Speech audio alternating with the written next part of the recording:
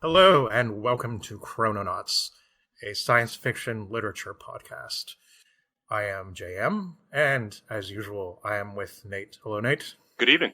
Yes. Today we have a really interesting set of things to talk about, and we are talking about time. What is time? Well, it's fascinated philosophers, scientists, and artists for so long. And why not? After all, it's inextricably linked, at least in our brains, with heavy existential concepts like mortality and memory. In recent times, say the last 200 years, time and space, too, are concepts that have become completely linked. The fact that we occupy an ever larger place in time is something that everybody feels.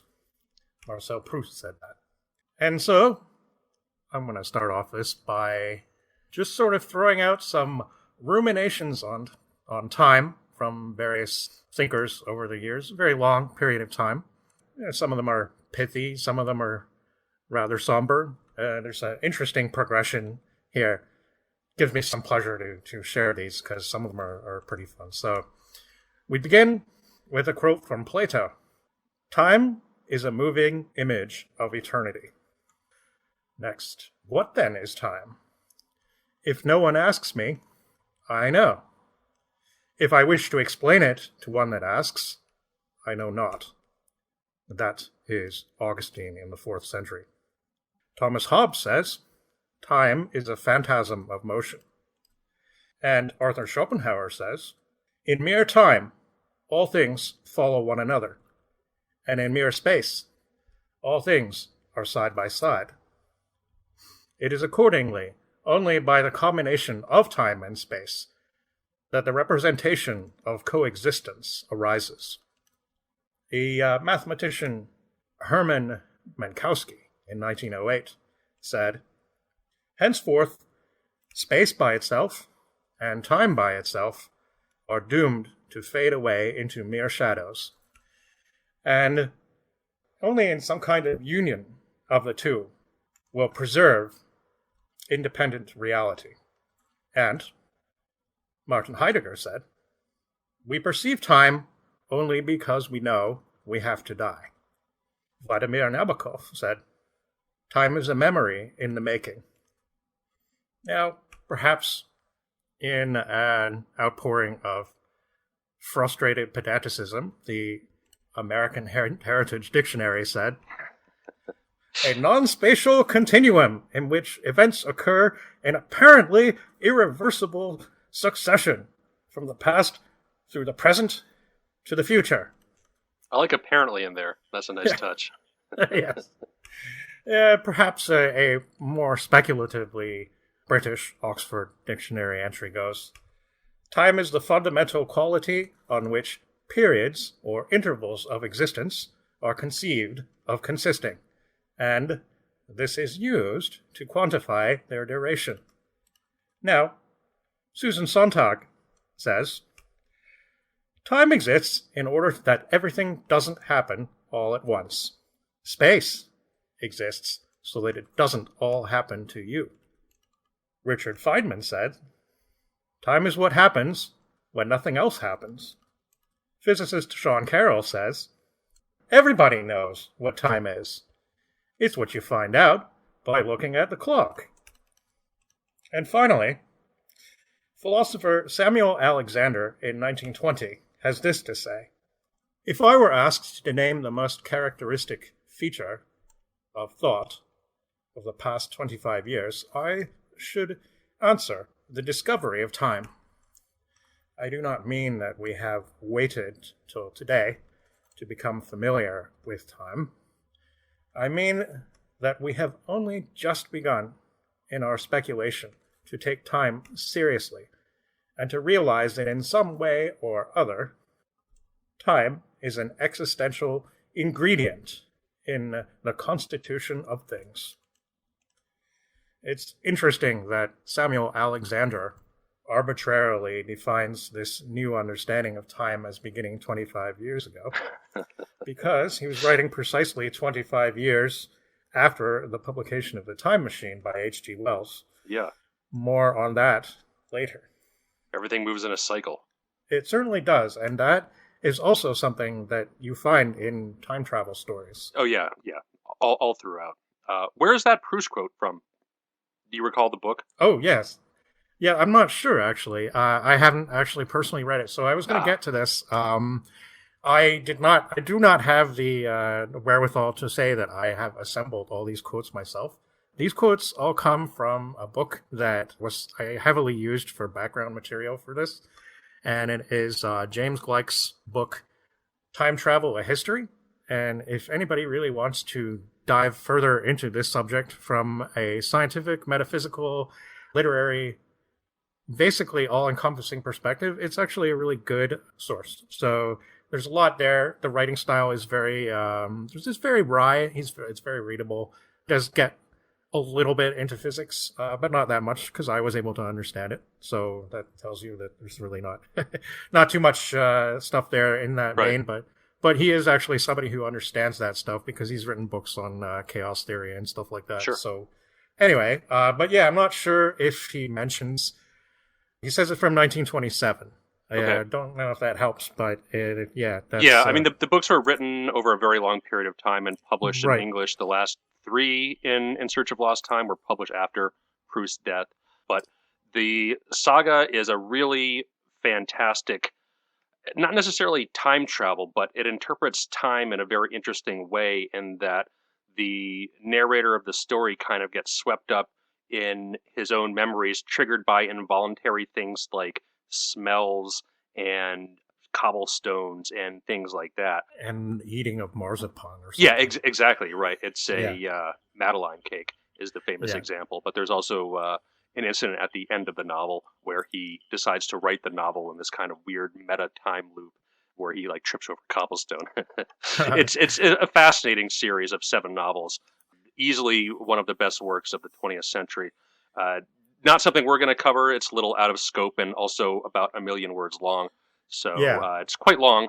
But Um, if you like modernist literature that's heavily poetic in nature, it's hard to beat. yeah, I'm definitely interested in giving it a shot. You know, it's there's so many books out there to read, and Yeah, it's always something that I just kind of thought, well, it sounds kind of interesting, and it's one of those things too that gets referenced a lot. sure. So you feel sometimes like you know something about it, even though you don't. Which Yeah, is it's kind of a funny effect that I've criticized other people for sort of falling too much into. right. But yeah, It's definitely a very interesting, I guess, non-science fiction take on time, if that makes any sense. yeah, and definitely like references it a few times and talks about his conception of time in that book. So it's not Right. just there's many things referenced in his book from Shakespeare to the Terminator. You know, he Right. really gets into it. Hmm. In any case, it can certainly be said that, as demonstrated in the quotes there, the fascination with time that humans have had and steps towards a greater understanding and at least theoretical comprehension of time really, really began to truly take shape along with our ability to measure it.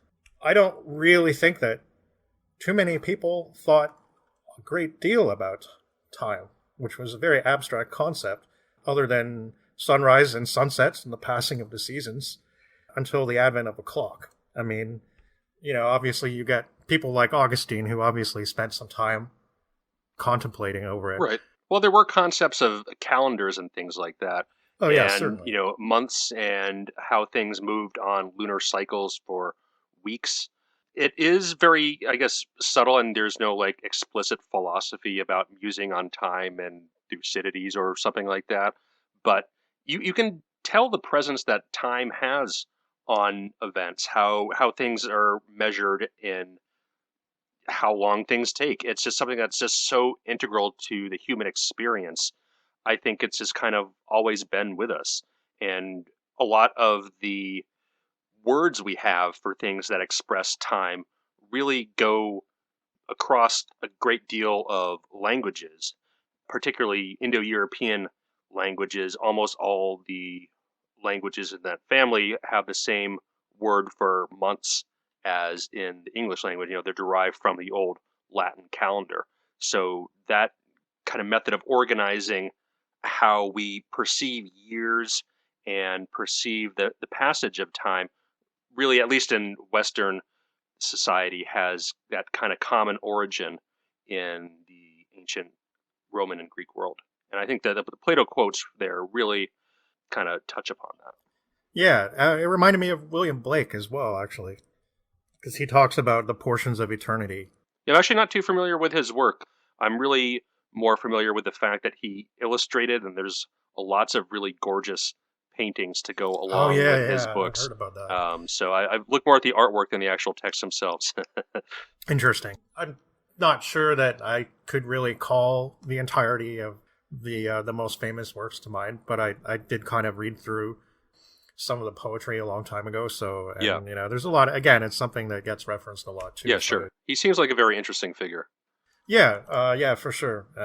I would say too, the sort of the advent of coherent systems of mathematics certainly allows us to clearly represent things without much recourse to abstraction that didn't necessarily have a physical form. Right, and all that kind of congeals in the ancient Greek world along with philosophy, around 600 or 500 BC or so, with the earliest philosophers whose works don't survive but are referenced throughout Plato and Aristotle. And Euclid, right? Yeah. Because I was just going to bring that up. So space is defined by Euclidean geometry, contains the 3 visible dimensions. As everybody knows, these are length, breadth, and depth or height.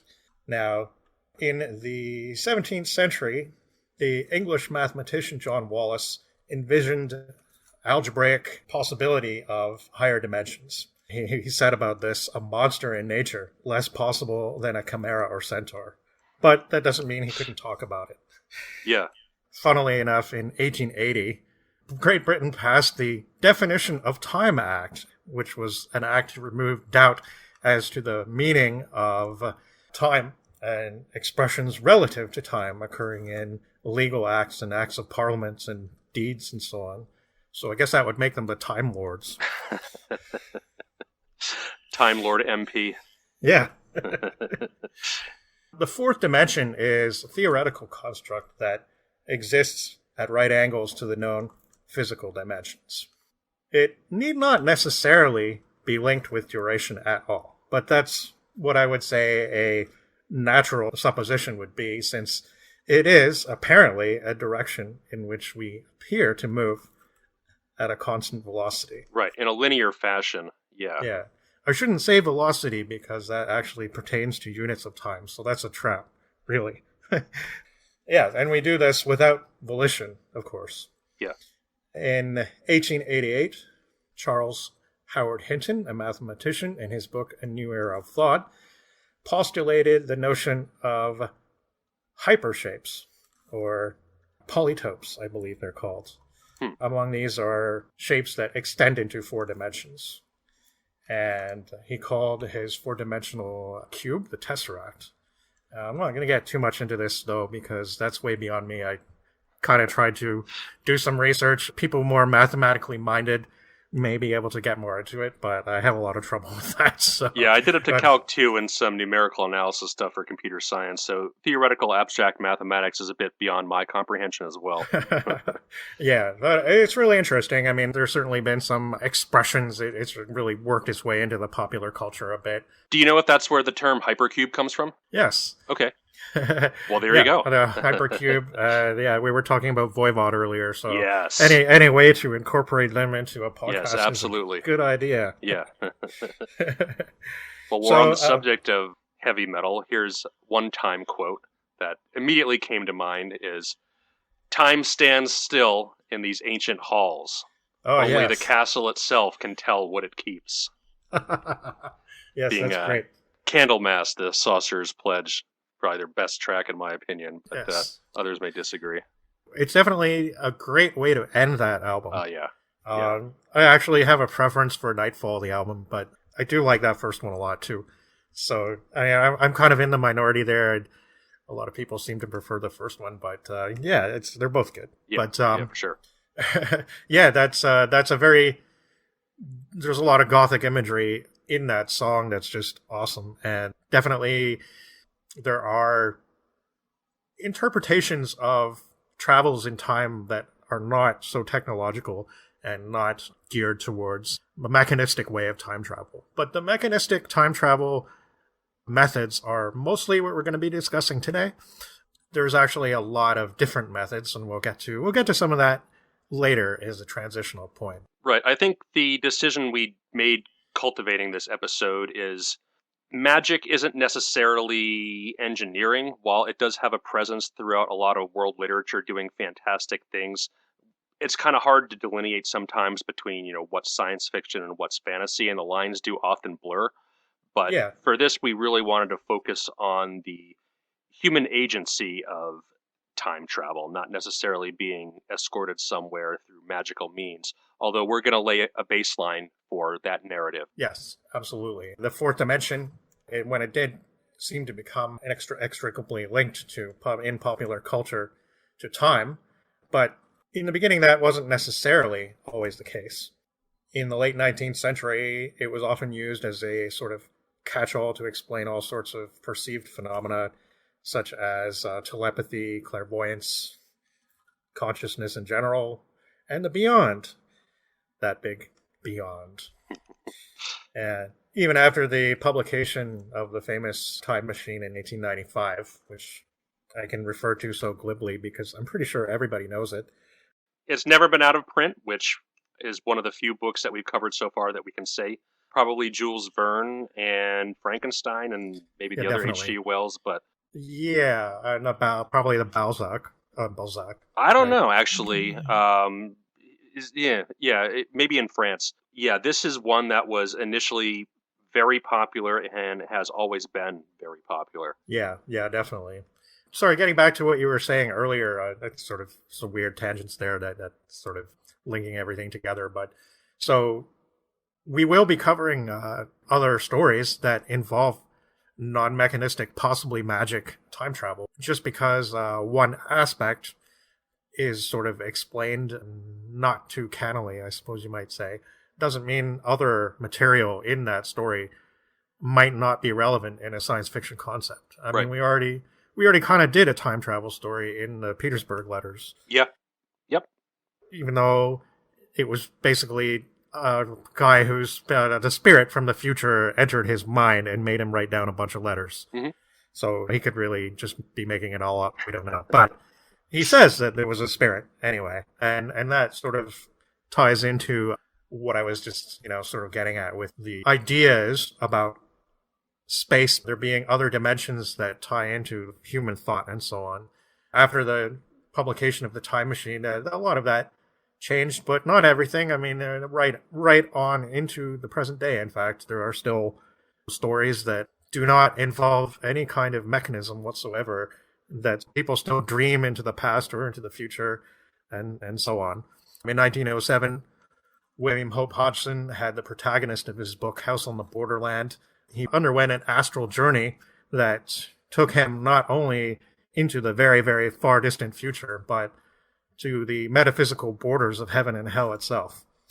And presumably, the house he lived in, it existed on some kind of dimensional fault line, but as he's more of a horror, he's more uncanny and probably didn't think too much about the technical aspects of things. I think he was just more interested in making you feel shivers up and down your spine. He's really good at that. Yeah. So we'll be getting to him a little later too, I think. You were talking about Euclid before, and one phrase that always stuck with me with Lovecraft is the idea of non-Euclidean geometry. It just is so contrary to nature and how we envision things that it really invokes that kind of shuddery, deep chill kind of horror. Right.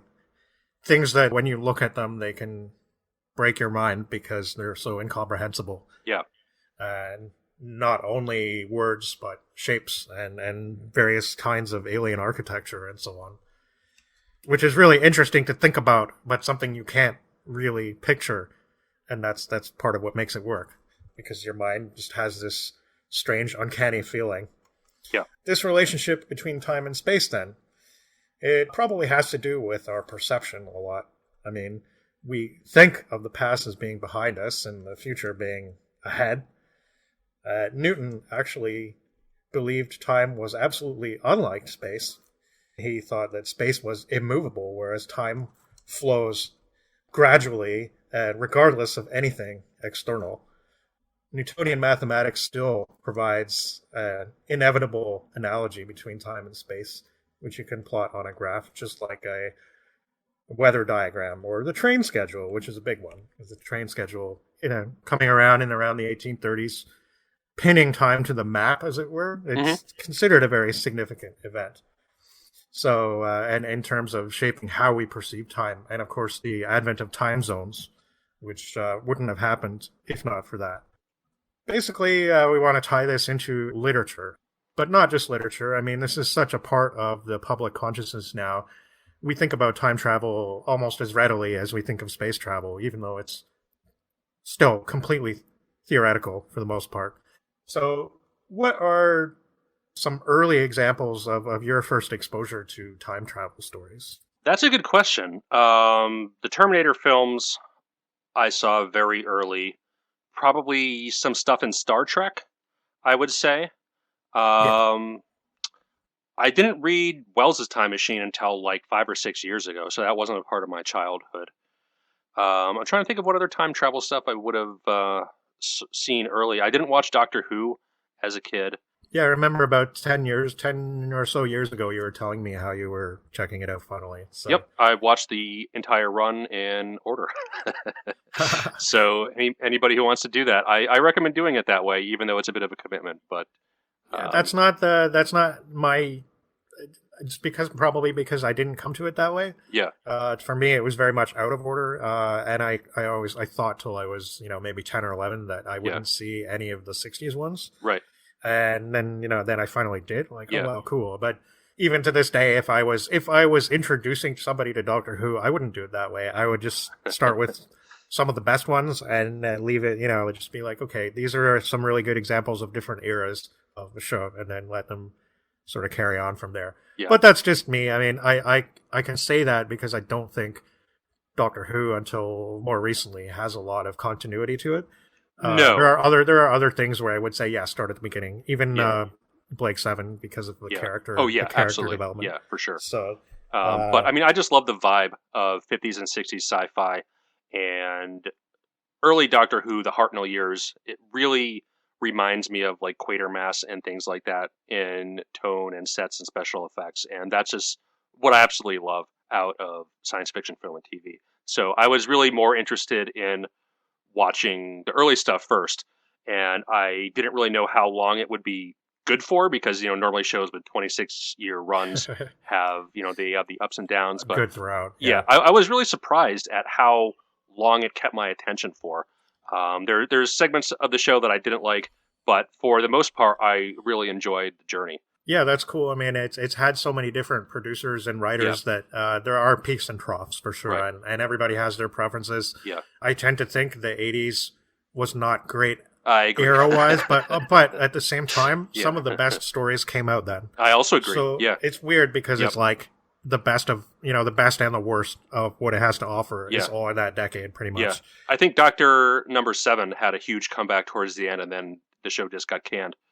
Which is a shame because they were really, really coming back in seasons 25 and 26. Yeah, it was really starting to get good. The 25th was a bit of a, look at the history of the show kind of thing because it was the 25th anniversary. Right. But 26 was really good. Yeah, like 26 was actually stepping out on their own and trying to do something new with it. Yeah. And then it got canned. So now of course it's back, but we talked about that before. We're not as into it. I mean, I still kind of follow it a little, but that's just because, that's pretty much my first exposure to science fiction. Never mind just the subgenre of time travel stories. But when I was first watching, the time travel aspect didn't really connect with me so much. But I had mentioned this in our episode 0. My dad decided that it would be a good idea to read me Mark Twain's Connecticut Yankee and King Arthur's Court. So that pretty much is my first exposure to time travel. And we'll be covering that one later. I didn't want to cover it today because I think it's a different kind of story. Definitely. And it actually is, to me, it is very much science fiction because of the difference. Because, he just gets bumped on the head and ends up in the past, right? Yeah. So that's not very science fiction. Right. But what he does afterwards, to me, is very science fiction. Yes, and that is he basically tries to bring up Arthurian England Great Britain to nice 19th century American progress. Right. And, he actually tries to change everything. And that's a totally sci-fi concept. Yep. That's 100%. And in the end, of course, he doesn't really succeed. But, he really makes a good effort at it. And I had the most remarkable thing to me about that book is the different ways I felt about it each time I read it. Because there were times when I'm like, yeah, this guy has the right idea. He's doing a really great thing. And then there are other times I was like, nah, he's a bastard. Right. So it's just, it's something that you can kind of come back to. So I don't know when we're going to get there, but some point we'll be reading that book and it'll be pretty interesting to do at that point. But yeah, from there, I would say, I don't know. I mean, definitely, I didn't really come to too many of the Star Trek time travel episodes till the 90s, and I probably read more Golden Age science fiction first. Definitely Isaac Asimov, his book, The End of Eternity, which was an interesting depiction of time zones and time travel and people existing outside of time. Huh, I haven't read that one. Yeah, it's good. It's actually one that doesn't get talked about much, and mostly if I was recommending Asimov to somebody, I'd probably recommend his short stories, because I think that was something he was really good at. Yes. But if you're just going to read one standalone Asimov novel, I might say that one, because it doesn't have robots. It's not the Foundation. It's not any of his other sort of skein of things he eventually sort of tied all together later in his life. It sort of exists all on its own, and it's good. It's an original concept. And also some of his short stories, which involve time travel, definitely read those pretty early on. Other examples, like Robert A. Heinlein's By His Bootstraps, which is a really great short story. I'm not even a big Heinlein fan. I mean, I've enjoyed a little bit some of his stuff. But that's my feeling, too. I mean, he's written so much, and some of the later stuff just gets really fucking bad. And it's like, come really on, crazy. Man. Yeah. Yeah. Well, apparently he had clots in his brain that might have been driving him insane. So, no, seriously, it's true. Yeah. The dirty old man aspect was really what stands out. In Number my of mind. the Beast is really bad with that. It's just dismal. Time Enough for Love and Fear No Evil. Yeah. Those two. Yeah. Yep. Yeah. No, thank you. Yeah.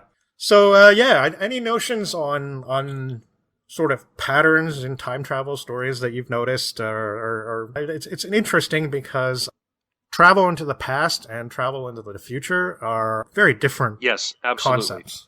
And there's different ways that people handle paradoxes of traveling in the past. So one thing that I saw a lot as a kid was the Back to the Future films. Oh yeah, and I forgot to mention that. The second one especially stood out to me. Yeah.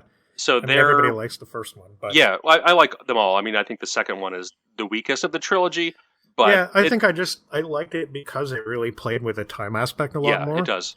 Yeah, and it plays with the idea of having a pliable timeline, whereas some other time travel stories, everything is fixed. You try to change the past, but you can't, and you see that in those kind of stories like 12 Monkeys or something like that, where people make the attempt to change time and it kind of backfires in a way because it was always supposed to happen that way.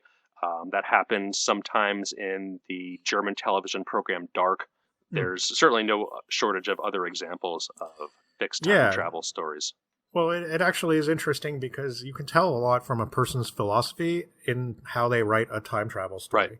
Because you can tell whether they have a more deterministic mindset or if they're basically, anything goes and there's a multitude of universes, right? Which is a big thing now where, if you traveled into the past and killed somebody important, all you'd really do is create a new universe, right? And there's the fixed time aspect, which says you can't actually influence anything. And then, there's the other aspect, which is like you create a paradox so big that you destroy everything. Right. There's different ways of handling it.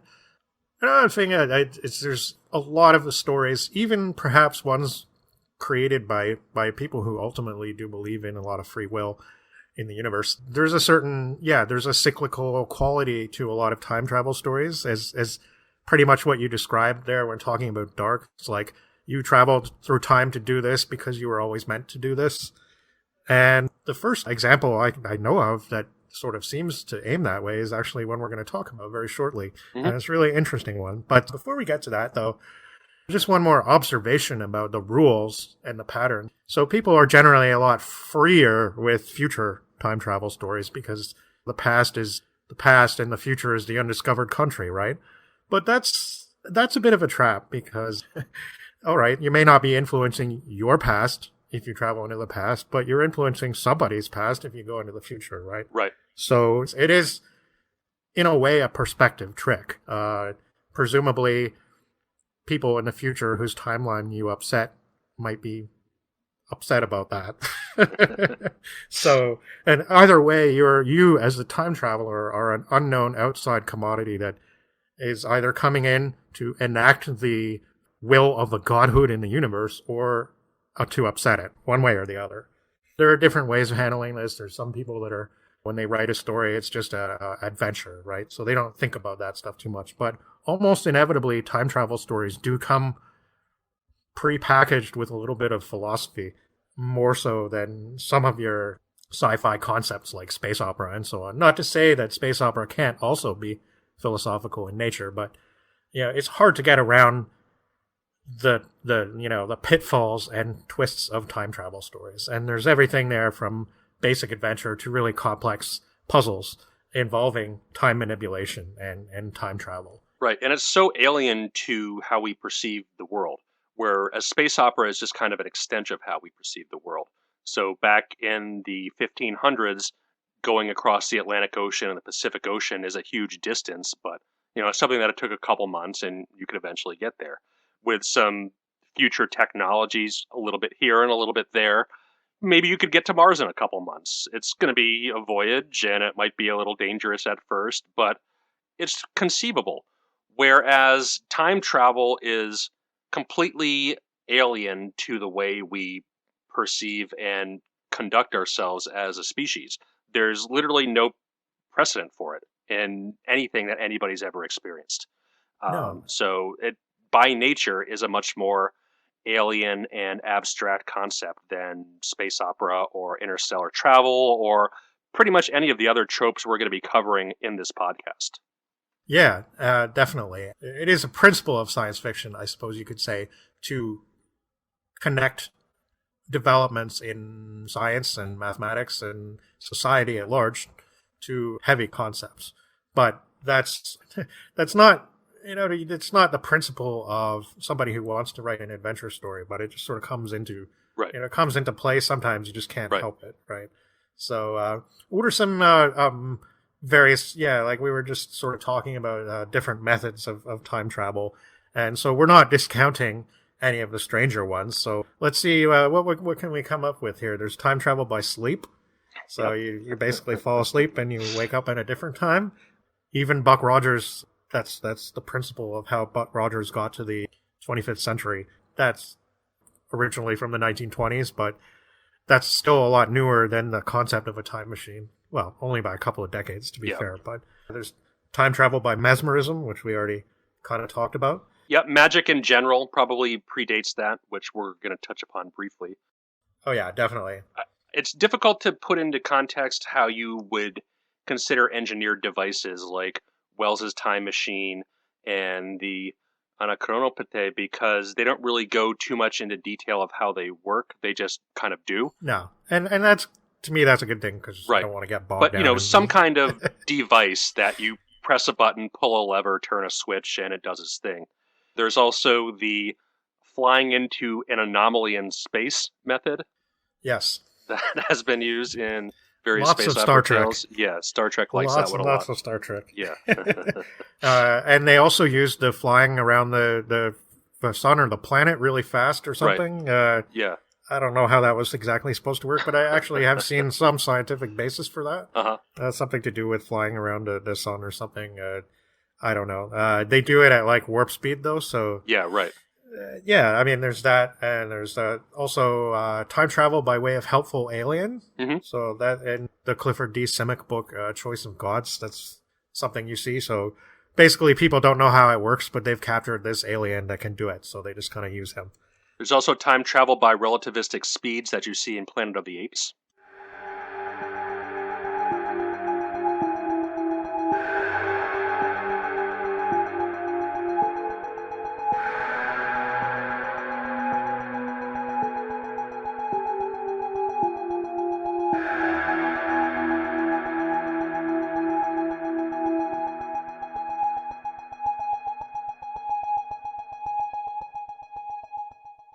that's definitely something that is a great transition to talking about a really early example of a story that seems to involve relative time zones or time moving at different rates in space, which is how a modern person would interpret that. But certainly not the way anyone in the 8th century or previously would have incorporated the myth of Urashima Tarō, Right. which is a Japanese folktale. I don't know exactly where it originates, but apparently it was first recorded in the 8th century. Yeah, like a lot of folkloric stories, it's really hard to pin down the evolution of it because a lot of them did originate in orally told tales, and the written form of the story would change throughout the centuries, so little bits would be added here, little bits would be added there. Right. But I think the final form that we read was around the 13th or 14th century, somewhere around there. Yeah, I didn't really look too much into the background, because there was so much other background to look Yeah, into. right. I mean, just with like a lot of other folkloric tales, it does have an evolution throughout time. And you'll see that not only with Japanese folklore, but a lot of European medieval folklore as well. Yeah. So this is a story about a fisherman living in a village somewhere. And one day he sees some kids torturing this poor tortoise actually. And he kind of goes up to them and he's like, hey, he's trying to get them to stop and they're kind of being stubborn about it. So he's like, look, I'll pay you, and he sort of makes it sound like, I really want this thing. I'll give you money for it. He's not like, oh, you stupid kids, stop that. Right? That's a pretty clever way of doing it. Mm-hmm. So yeah, they relent and he sets the tortoise free and this goes on his way and starts fishing. And then he hears this voice calling to him. And he's like, who's calling my name? And in the water there, he sees the tortoise, which has followed him. And it talks to him, as gods are likely to do, and says that it's really grateful that Tarō has rescued it. And this actually really reminded me of, this does have some modern resonances, which are interesting, because it reminds me of Fritz Leiber's Fafhrd and Grey Mouser stories, where Mm-hmm. Fafhrd and the Mouser are on the ocean.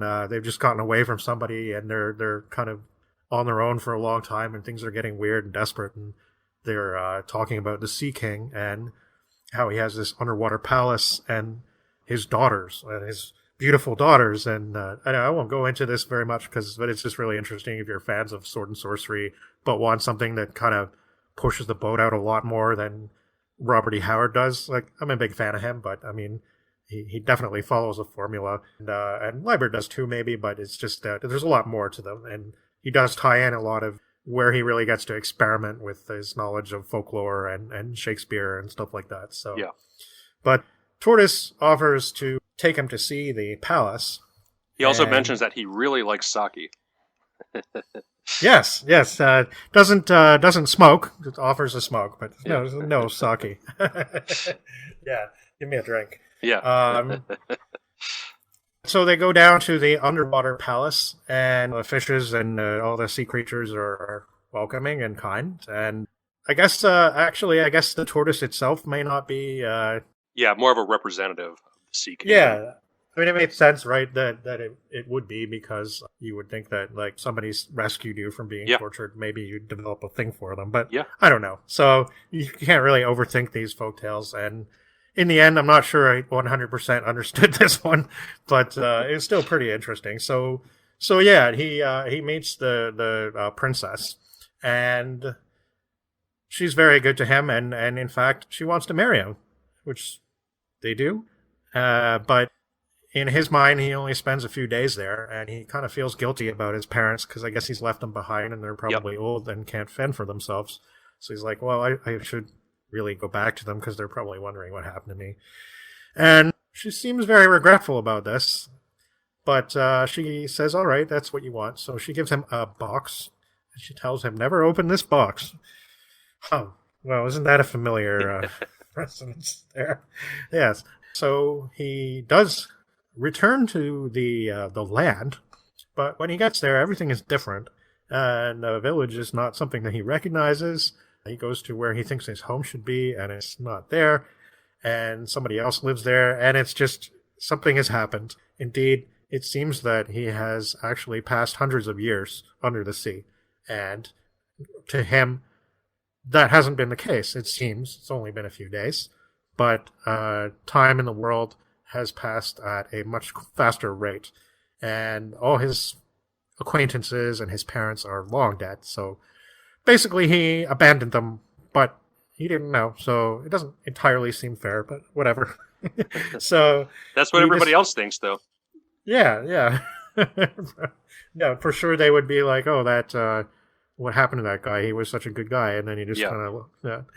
But, so he tries to get back to the underwater palace, because if he doesn't have his parents, maybe at least he has his supernatural wife still, but he can't seem to figure out how to do it.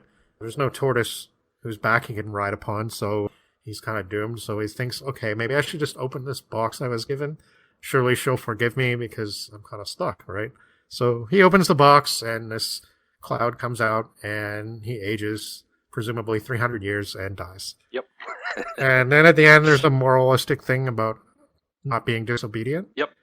At first, there was a lot of symmetry to this, and I was like, it was making sense to me. And then by the end, I was kind of like, I don't.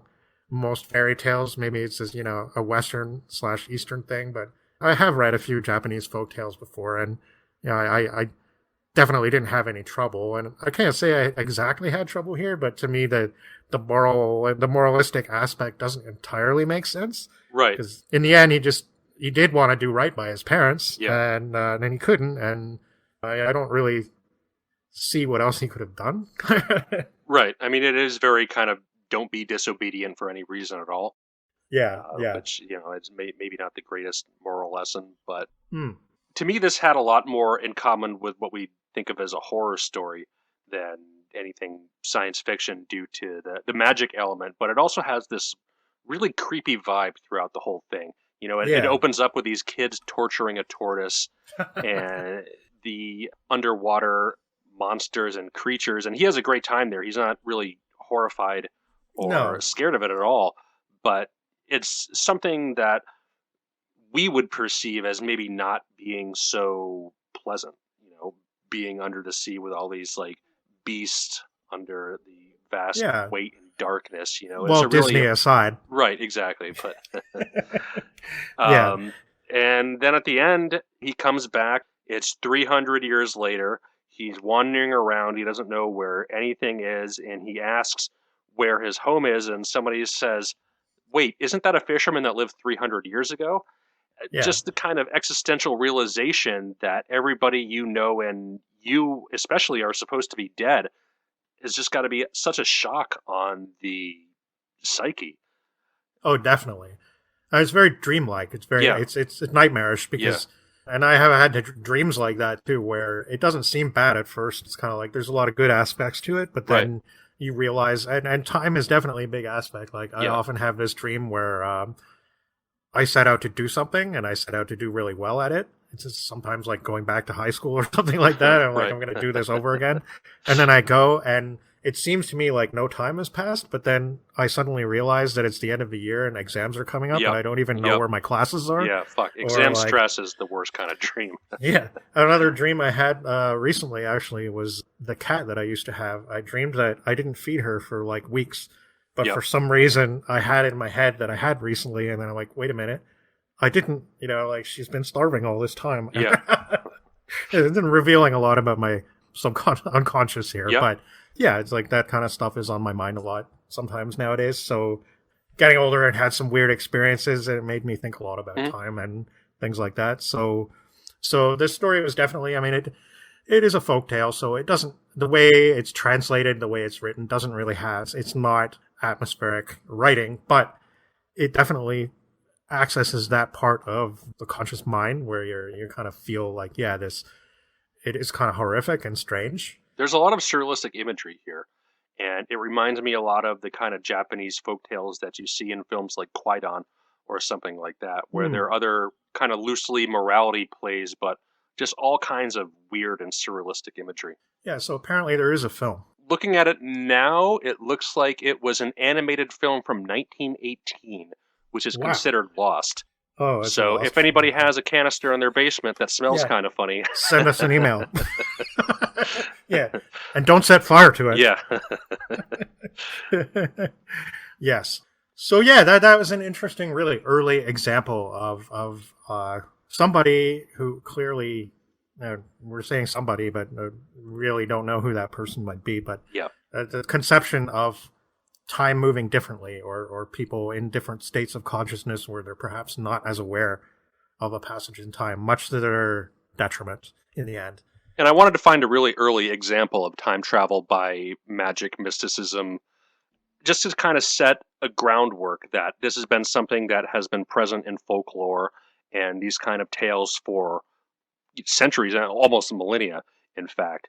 And we could see some other examples later on. We're not going to cover either of these two works in depth, but there is a Danish language play from 1785 written by Johann Hermann Wessel, which is called Anno 7603.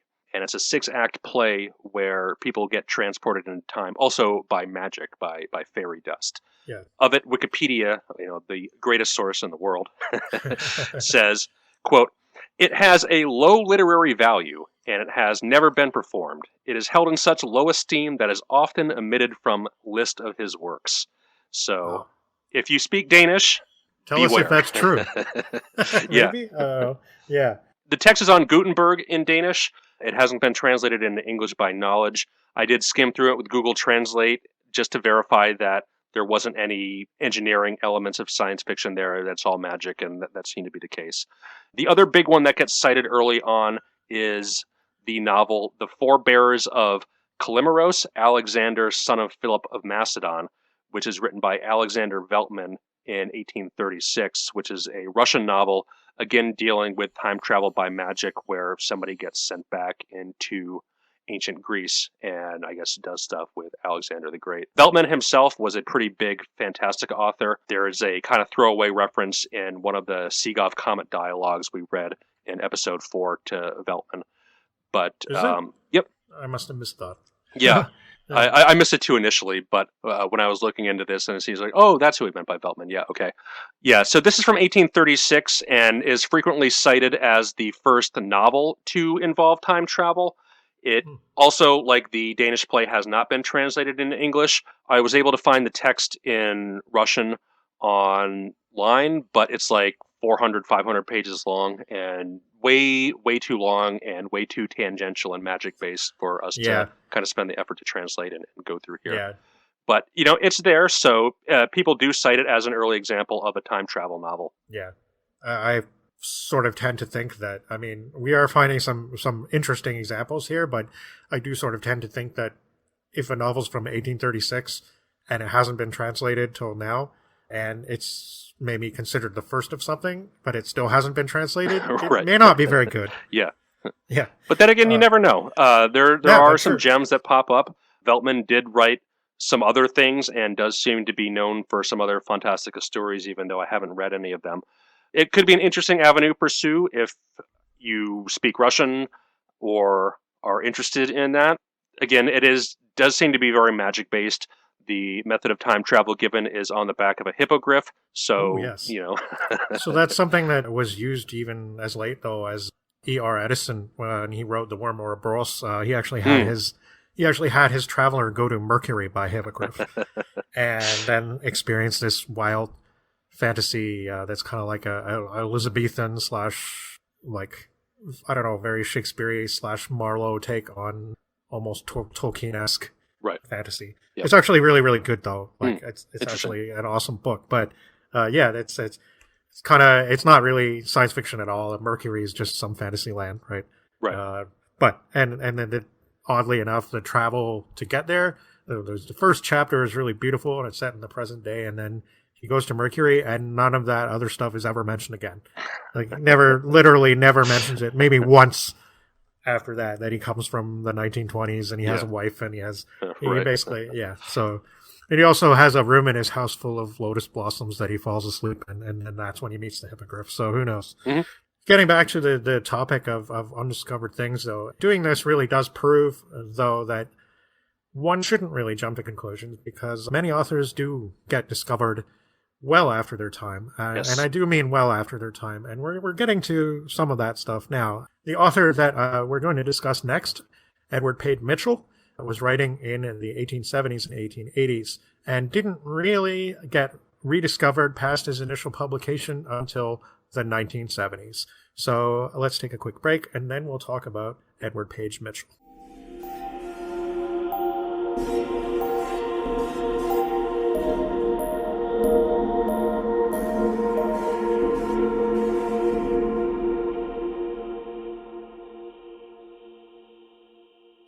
Edward Page Mitchell was born in 1852 in the town of Bath in Maine, USA. He moved around a bit. He lived in North Carolina for a while with his family. In 1872, when he was 20, he suffered a very strange incident, apparently, where a cinder blew into his eye while he was riding on a train and basically made him go blind in one eye. And the doctors were trying to fix it up, and his other eye apparently went out. Yeah. Apparently, sympathetic blindness is a real thing because his first eye recovered and the second never did. Yeah, which is really strange. The whole mind over matter phenomenon, it's odd. I don't know. Yeah, it sounds really odd, and I don't know. I mean, there's not that much biographical information available on this guy. No. Now, it seems like I was saying prior to our break there, that he was pretty much rediscovered in the early 1970s. What happened was there was reprintings in Weird Tales, which had a brief revival around that time of some of his stories. And then 1974, Sam Moskowitz, who's a pretty well-known editor of science fiction anthologies. He might have actually edited his own magazine at one time. I'm not quite sure, but we'll definitely be mentioning him again because he does curate a ton of anthologies. Some of them are pretty interesting because they do contain a lot of obscurities like this guy. Yes. He pretty much rediscovered Mitchell, and Mitchell himself, he, other than a writer, I mean, he seemed to have been, in his time at least, a fairly well-connected and well-respected man. He was a newspaperman, so he was both a journalist and later on editor of the New York Sun. In 1903, he pretty much took over editorship of that paper, and it was a very, very popular paper at the time. So this is somebody who, he was able to live comfortably. He raised a large family, married twice. Interestingly, his last child was born when he was like 70 years old. So that's not terribly common. And he wrote fiction, which is apparently how, it wasn't his first job. He worked for another journal first, but that's how he got introduced to the New York Sun. The New York Sun published pretty much all of his stories, starting around 1871 and going to the mid-1880s. Yep. And he never wrote anything long, and he also was uncredited a lot of the time. I think pretty much all the time, right? I guess so. I mean, maybe some of them had bylines. I don't know. Yeah, I'm not entirely sure. It doesn't say that all of them didn't, but it certainly seems like a lot of his stuff was published in that paper without a name attached to it. We read this one in an anthology, and pretty much everything we're going to read is, in later anthologies, so it has proper credits and stuff like that. But it might be interesting to actually take a look at the initial runs of the Sun and see how they were presented. Because it was a rather interesting paper. It covered the moon hoax by Locke that we did in the last episode, and Poe's balloon hoax later, which we didn't get too in-depth, but was along similar lines. So it had a lot of reach and was published in the same kind of, not necessarily weird stuff, but certainly more fantastical in nature, even if it was either unknowing or what. Yeah, it seems like oftentimes there were blurring of lines between what was fact and what was not, at least, for the readers. Yeah, yep. So, I mean, I don't know what we'd call that today. Maybe a tabloid? But, possibly. I don't know how their other content was, if it was a serious journalistic paper or what the deal was, but it might be interesting to take a look at it. So apparently, even though Mitchell's fiction is really not that well known, he did actually feature as a character in a film in 1991. This is surrounding an incident that I actually don't know anything about. It's something to do with a girl who wrote a letter to the newspaper in the early 1900s asking if Santa Claus was real. And apparently there's a letter they kind of thought about how to respond to this, and the name of the film is, in fact, Yes, Virginia, There Is a Santa Claus. And I guess they was talking about the story behind that. I didn't really look into that because it seemed a bit too tangential, and it was Right. I think he really, just plays the character of the editor in that. They don't yeah. go into his science fiction stories or anything No, like but that. they do mention him by his name. Yeah, so yeah. It it's is a nice name definitely- check. Yeah. But yeah, it's interesting. Later on, before he retired, he seems to have moved to this community in New Jersey called Glenridge. Mm-hmm. And apparently he was one of the first people to build a home there. Very ritzy area. That part of the state is New York suburban area. So Okay. a lot of the developments there are pretty pricey. Interesting. In his fiction, he seems to have come up with a lot of original concepts. And it's really odd because everything sort of points to him being an instigator of a lot of later trends. And so you would think he would be more well known. Yeah. Because, as we'll get to when we talk about this story, he's actually good. He's very good. He's not some total hack. And then, like I said, apparently he was well connected. He knew a lot of nursepaper men, but he was also friends with Helen Blavatsky, apparently. Even though he knew she was a fraud, Yeah. he says. But they were friends, which is interesting. It seems like you often hear stories about people doing that in the past, and it seems a lot harder now. Maybe because everybody sees everybody else's social media post, and I don't know. You don't really see people who are that different getting on so well, and you'd think that if she was a fraud and he was a journalist, he'd want to expose her. But Quackery and that kind of patent medicine and claims to the supernatural and other fantastic cures and things like that were really, really common in the late 1800s, early 1900s. Even it made for good newspaper coverage, if nothing else. And a lot of those did advertise in legitimate newspapers. Right. So among the other things he is supposed to have pioneered, cryogenic suspension in fiction, also cyborgs, a bunch of other things, faster than light travel, although it's not necessarily referred to as that because the Einstein hadn't really been a thing yet. So, right. And there's a lot of other things too. The story that we're about to cover is called The Clock That Went Backwards, and it kind of ties into this, but there's another story that he wrote called The Uncommon Spectre, which is a ghost story, but the twist is that the ghost doesn't actually come from the past. The ghost is from the future. And that kind of ties into this story. So the clock that went backwards, published in The Sun, of course, in September 1881. The story is basically told from the perspective of an unnamed narrator. And he and his cousin, Harry, visit their aunt, Gertrude, who lives in Maine somewhere. And she's an old lady. She seems to be possibly the only family that they have. Yeah. They seem to defer to her a lot, even though they don't necessarily like going to see her very much. Yeah, she's painted in these really dismal tones. He draws the image of a row of poplar trees, which I really liked. Yeah. And she's always going on about her family history, which they find really boring. That she was born after a shipwreck, and it's always talking about her ancestors from the 1600s, who are supposedly a, quote, Puritan, quote, and a Dutch person. She's always going on about this stuff. In her house, on the landing of her stairs, she has a huge 16th century Dutch clock, and this clock doesn't work.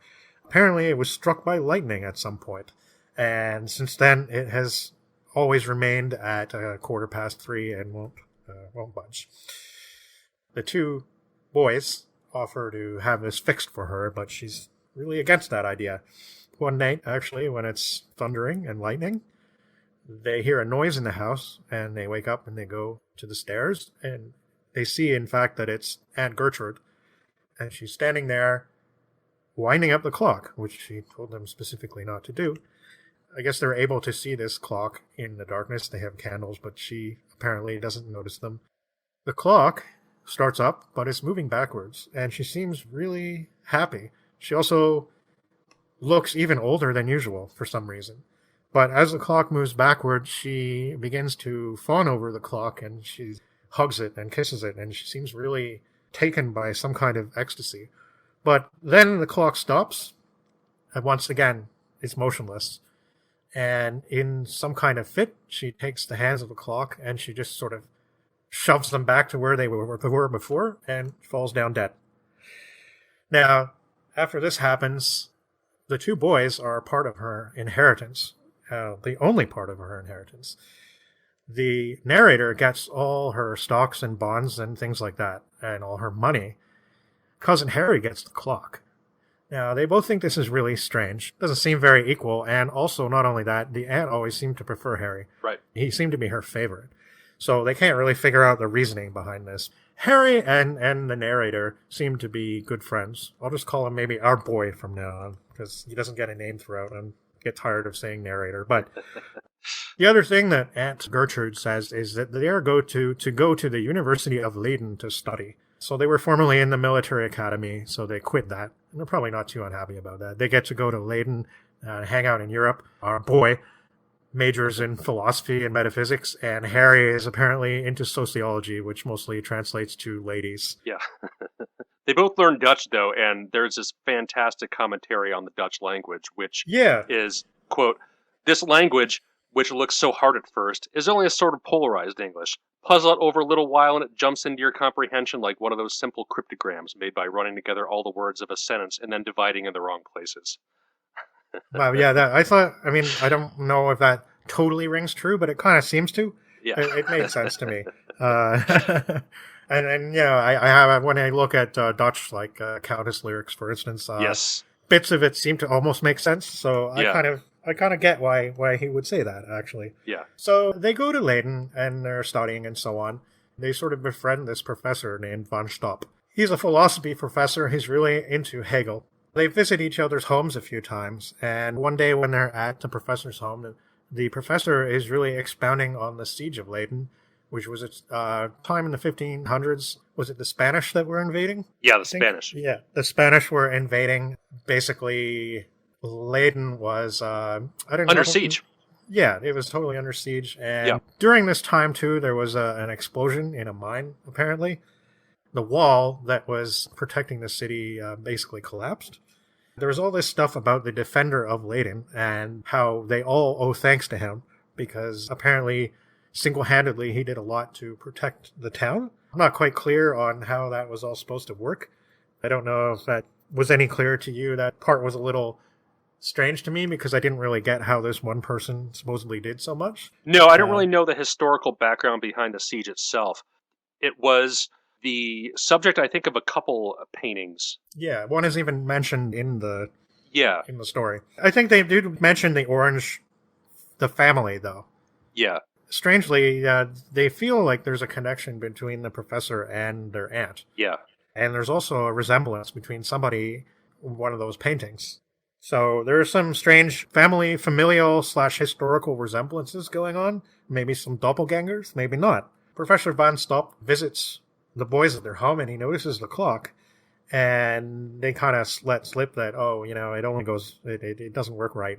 If you get it to come up, it actually goes backwards. And the professor finds this very amusing and he's, why wouldn't time go backwards? Right. And he starts talking a lot about cause and effect and how we always assume that the effect follows the cause, but it could also work the other way around. He seems kind of to be of this idea, indeed, that there's a very modern idea that time is, in fact, basically one solid thing that is always in existence, so it doesn't necessarily precede one thing from the other. That's just our perception of it.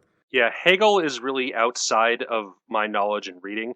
Yeah, that kind of philosophy, I think the ideas that are presented there are really interesting, but the texts themselves are just, so tedious and almost impenetrable for me that it's really hard for me to engage and interface with them at all. But I know a lot of people are like really into that kind of stuff. It's not necessarily pleasure reading for people like us. Yeah.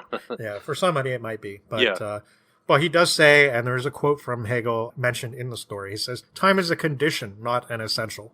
Yeah. That means that it could be changed. So then he sets the clock going, and they're sort of talking, and I think once again, there's a lightning storm, so that seems to be the thing. You know, that's the mode of operation, basically. Right. And as they're talking, the scenery around them starts to change, and they find themselves in... Well, it's the Siege of Leyden, which was 1574. Yeah, so they find themselves there. And, well, it seems that they sort of take it for granted, at least at first. And the professor thinks that this ties in well with his theories of the past and the present and the future all being woven together. They meet various people, including a woman named Gertrude, who resembles a much, much younger version of the other Gertrude. And during all these discussions that happen, Harry seems to be kind of taken by everything. You know, there's various points when the professor is talking and he almost seems to get a light in his eyes. Our boy doesn't seem to have this response. It's sort of, okay, whatever kind of thing, right? While they're there, Harry kind of gets into a fight that this Gertrude almost gets assaulted, and he kind of fights off the person. She introduces him to her father. There's, what is it, the maker of the clock, whose name is Lipperdam, is mentioned on the monogram of the clock. Yes. So he factors into this as well. He was present during this time. Is he the father of this Gertrude? I think that's what they say. Yeah, I believe it is, yeah. Yeah. Yeah, I had a little trouble keeping everybody straight during this part. It's pretty chaotic. It is really a bit chaotic. Captures the nature of, the siege and the battle and the kind of frenzy of stuff blowing up, people getting shot. You know, are the Spanish going to pour over the walls? It really, he does a really good job of it. It is a real whirlwind of sort of confusion and happenstance. While this is happening, basically at the height of the tumult, our boy basically suddenly wakes up. You would almost imagine. And he's like, what are we doing here? Like, why are we with these people? Let's go back to our rooms. like everything is just normal. And sure enough, all the scenery begins to fade around him. And he returns to his home. But he's alone. And there is no Harry. And the next day he goes to school. And Professor Van Stoff is lecturing about time. He says, we all know that the 16th century has been a major influence on the 19th century. But what about the 19th century's influence on the 16th? And that's sort of how the story ends. He goes back home to his lodgings, and it's just him and the clock. There is no more Harry. Harry has been retained in the past. And to me, this was really haunting ending. It was very uncanny. And this story, in fact, in general, it was also very dreamlike, but it definitely played more on the very deliberate sense of the uncanniness of the situation. Yeah. And it kind of, I think that a modern reader probably reads this differently than somebody in 1881 because we've seen so many time travel stories. So I'm kind of curious to know what somebody back then, what they thought of the implications of that. Because to me, that suggests, again, it's this, you traveled to this point in time because that's what you were destined to do. And so Harry is the defender of Leyden.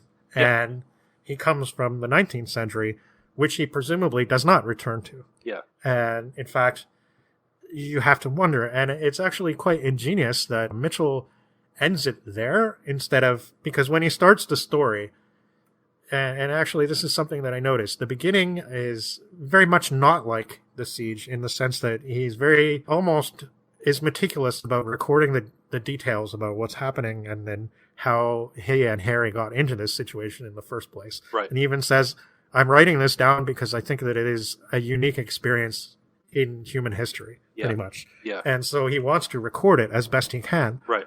But as it goes on, it seems like that becomes less and less. It gets more vague and ambiguous. Yes. Which I think is super cool. It is, because he could have said, well, everybody was wondering about Harry. I couldn't say anything. He could have said anything along those lines, but he didn't. He just ends it.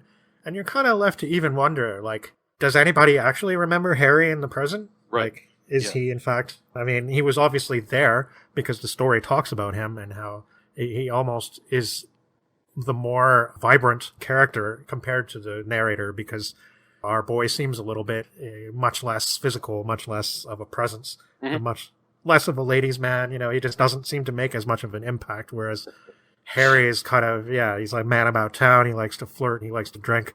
And now he's the defender of Leyden. And now he's the defender of Leyden. And this is something that's completely left up to your imagination, which, again, I think is one of the best things about the story. Yeah. Does he have to explain what happened, or does he not? Do people around him wonder where Harry is, or do they not? Like, is this just now part of the pattern of history? I mean, obviously, Harry was still born in the 1800s. Right. I don't know. Does him being a figure in history negate that somehow? That's one of the questions surrounding time travel that people always wonder about, right? Even one of the early Doctor Who's, and Doctor Who didn't really go into this that much, but I think it was the first story where there was another time traveler, and they were in 1066, and it was the Battle of Hastings, and this guy wanted I remember that one, yeah. Yeah, so he wanted to change the course of the battle to advance the English faster, basically, or what would become the English. Yeah. And the main characters wonder if, well, it's the companions, the Doctor's not present at this time, but they wonder what will happen if this does occur. Like, will they remember the other past that once was, or will their minds change to accommodate what is now? Right. And it's always definitely a question about time travel stories that's always fascinated me, and definitely people that write them and think a bit more about them. And to me, it's really interesting that somebody seems to have thought about this at least a little bit in 1881. Yeah. And it reads so ahead of its time. And what you said earlier about how people might have received this, I'm really curious about that too, because I think I remember reading something along the lines of that his work was dismissed as being too juvenile, but at the same time, when your story revolves around Hegelian philosophy, Yeah. I don't think juveniles are going to pick up on I don't know, man. Kids might have been very different back then, but I don't think they were that different. Yeah. Yeah, it's very strange. It's very strange. I thought this was absolutely fantastic, though. I mean, it's really dark. It has lots of overtones of horror pretty much from start to finish. This is to be up there with, like, the best of Poe. I think it's really not just ahead of its time, but some of the imagery that it conjures up, the pacing with the chaos of the siege, and the just kind of uncomfortable feeling that the time travel element leaves you with and resonates with you. It really feels almost like it could be a Twilight Zone episode from 100 years later.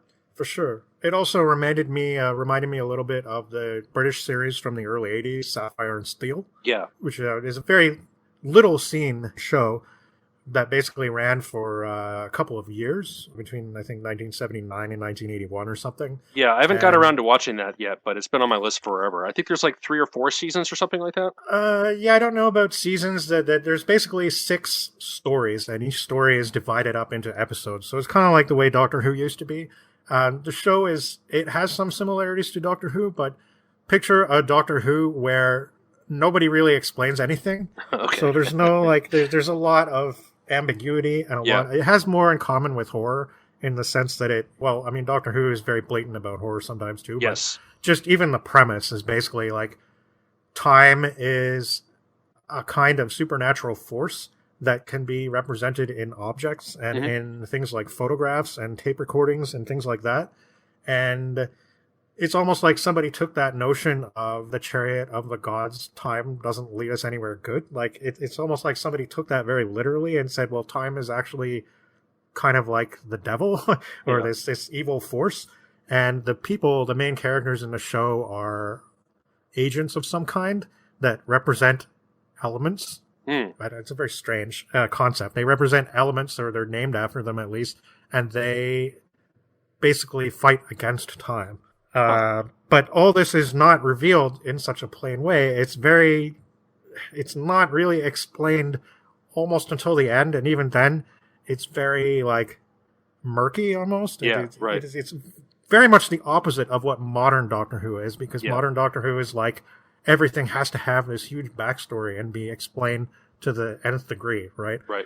And Sapphire and Steel is like, no, we're just gonna, like, set you out here in this open sea and not tell you anything. Yeah. And I kind of like that approach, though. Yeah, it works really well. It's very strange, and it's not long, so, like, it's a good watch. But yeah, this story reminded me of that. Obviously, with Sapphire and Steel, there's recurring characters and everything. But in this, the clock, the fact that the clock was actually the agency, seemingly, by which they transferred into the past. And a lot of the Sapphire and Steel episodes, too, have that kind of bridge between past, present, and future, where the characters end up in the past or they end up around some event. It's usually a personal event and not some great thing like a siege of a city. Like it's a very low budget show, so they're not going to show momentous siegecraft and stuff. But right. There's an episode on a train. There's an episode around some old photographs. There was one that kind of goes into the future a little bit. Yeah. A strange kind of future society. But it generally deals a lot with the past. So it does have a lot in common with ghost stories, too, which the Mitchell story does as well. And Mitchell also seems to have really bridged the gap between genres that didn't quite exist yet. Right. A lot of his stories are ghost stories, really, but they have this element of, well, maybe the ghost is not, in fact, a relic of ancient family history. Maybe it comes from a future time. Why not? Right? And that's essentially what this is, right? It's not a ghost story per se, but the fact that Harry comes from the future and he was an unknown presence at that time almost suggests to me a specter or something along those lines. And they don't really go into too much detail about the clock itself. I mean, we know that it was constructed by this Jan Lieberdam, but the actual mechanics of the clock or why it was built and how and why just aren't discussed at all. It's left pretty ambiguous.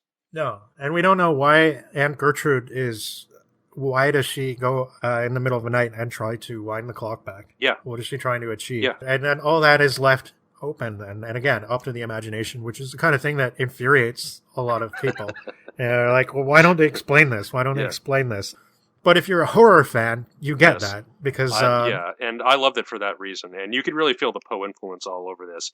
And he does it really well. It doesn't feel derivative at all of Poe, even though you could tell that, that's where a lot of this comes from. He really packages it in his own style and brings in a lot of really cool elements here. Yeah.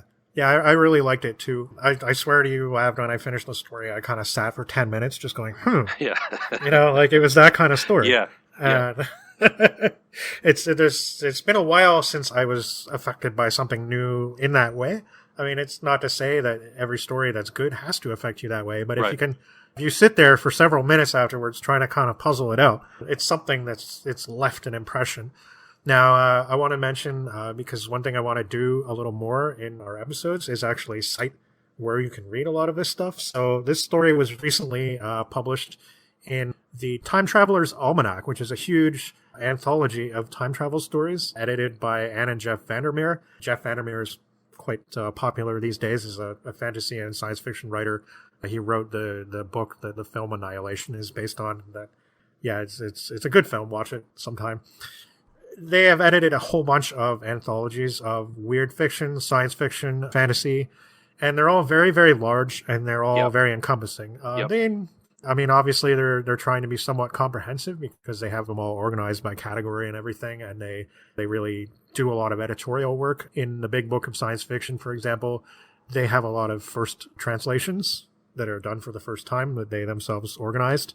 And so, they're kind of curating in a way that's not always obvious. They try to incorporate a lot of international stuff if they can, some classics, but also a lot of obscurities. So naturally, when I look at the Time Traveler's Almanac, there are stories that I feel are classics that are not there, but that's just because there's not room for them, not because they didn't necessarily know about them or they didn't think they were good, but they probably figured that most people have read them already, like By His Bootstraps by Heinlein is not there. So, but there are other really good, like classic stories like Vintage Season by C.L. Moore, which we'll get to later too. Yep. So we're gonna refer to anthologies and stuff as much as we can if we're doing short stories, which I think we're gonna do a lot of because especially of Mitchell's. We're gonna cover him a lot going forward.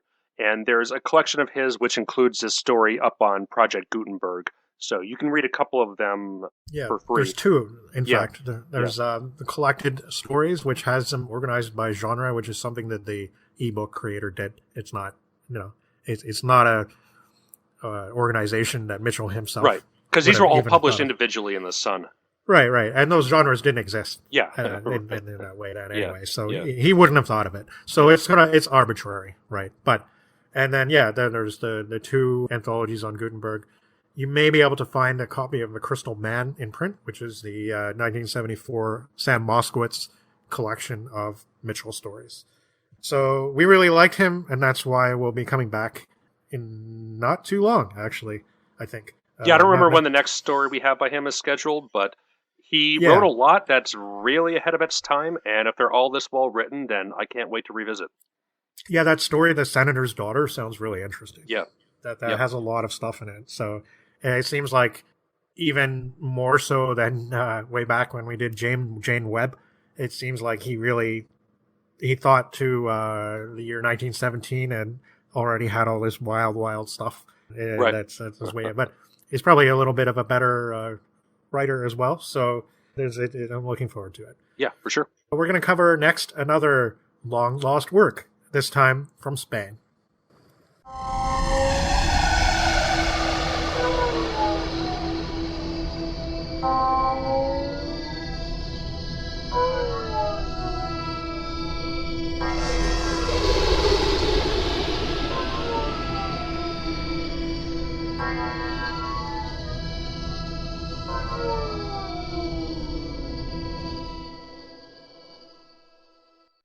We're now going to talk about a work from 1887 called Anacronópete.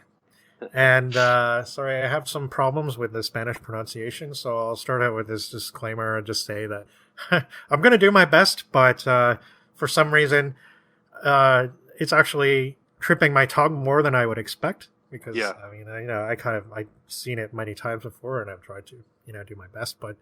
Anyway, it's just, it's a thing. So I did Spanish for 4 years in high school and a couple in college, and I spent a while in Spain. So this is a pretty nice treat for me on a language learning exercise. Well, feel free to interject during this part with summary bits and or character bits or name pronunciation bits. There's times when I deliberately don't say somebody's name because I don't want to butcher it completely. So, yeah, but all the characters in this book, I will mention them by name, but... the characters have easy enough names. Yeah, exactly. But we're talking about a writer named... His full name is Enrique Lucio Eugenio Gaspar Rimbau. He was born in 1842. Generally is known as Enrique Gaspar. He was a longtime playwright and also a diplomat. He was born in Madrid to theater performers, and he was one of 3 children. His father died when he was 6, and his mother married a famous architect, and she moved to Valencia. He studied the humanities and philosophy, and he began to work in a bank. The story of Gaspar reminds me almost of parallel to Nathaniel Hawthorne. It's basically a writer who was forced to do kind of grinding public service work that he didn't like very much. He was a long-term diplomat. Yeah, so he was at it for longer than Hawthorne, certainly, but Hawthorne also worked in the counting house, and he's like also worked with numbers, which apparently he found very dissatisfying. So it's true that people sometimes have to do labor that they don't like for the sake of because they want to be an artist, but it's just not paying the bills. But he did begin writing at a young age, and it always seems to have been his passion. He wrote poems, he wrote plays, he wrote librettas for zarzuelas, which is a kind of Spanish comic opera. Yeah. Yeah. That seems to have been something that was a very popular form of entertainment at that time, even more so than regular plays. So he also became a co-editor of an illustrated magazine. He moved back to Madrid in 1863 to take up writing full-time until he discovered that he couldn't get a lot of his plays performed, so that was kind of when he decided to go into public service. And he ended up spending a lot of time in China. And while he was in China, he was still writing, but it seems that because he was far away from home and because he could not oversee the work himself, which I think otherwise he would have done, maybe that wasn't the only reason, but the plays were not successful. And he ended up getting a lot of them rejected, and I'm sure after that happened a number of times, it probably became a self-fulfilling prophecy. It's like, oh, it's that guy again, right. Gaspar. Just tell him no, right? Yeah, so he wrote in a few different forms. He wrote comedies and he wrote social dramas, and often those they involved a certain amount of criticism. Although it seems like kind of an upper class kind of person. Yeah. But he did write a lot about, he tried to incorporate things like ideas about even early feminism and stuff like that, although, to the modern perspective, it may not look so. Anacronópete doesn't totally favor its female characters, No. but at the same time, though, I mean, you can tell that he's trying, kind of. So he married the dean of a university in Valencia when he was 23, and her parents, they didn't really approve of his lifestyle and his indulgences and so on, apparently. He seems like he was an interesting person. He seems to be very dedicated to the theater. He basically always seems to have wanted to return to Spain, but couldn't do it for a really long time. I think he was abroad for something like 20 years. Quite some time, yeah. A fair amount of that in China. Yes, a long time in China, which apparently he had romantic notions about, which kind of come through in the book we're doing. Yeah. It seems like maybe he was a little disillusioned, but it's obviously still something that fascinated him, at least the history and so on.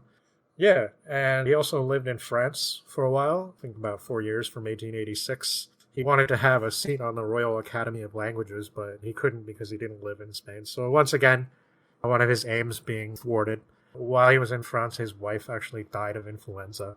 Gaspar himself suffered from chronic lung and heart problems. Apparently he smoked a lot. So he retired in 1900, and he was given a pension by the government.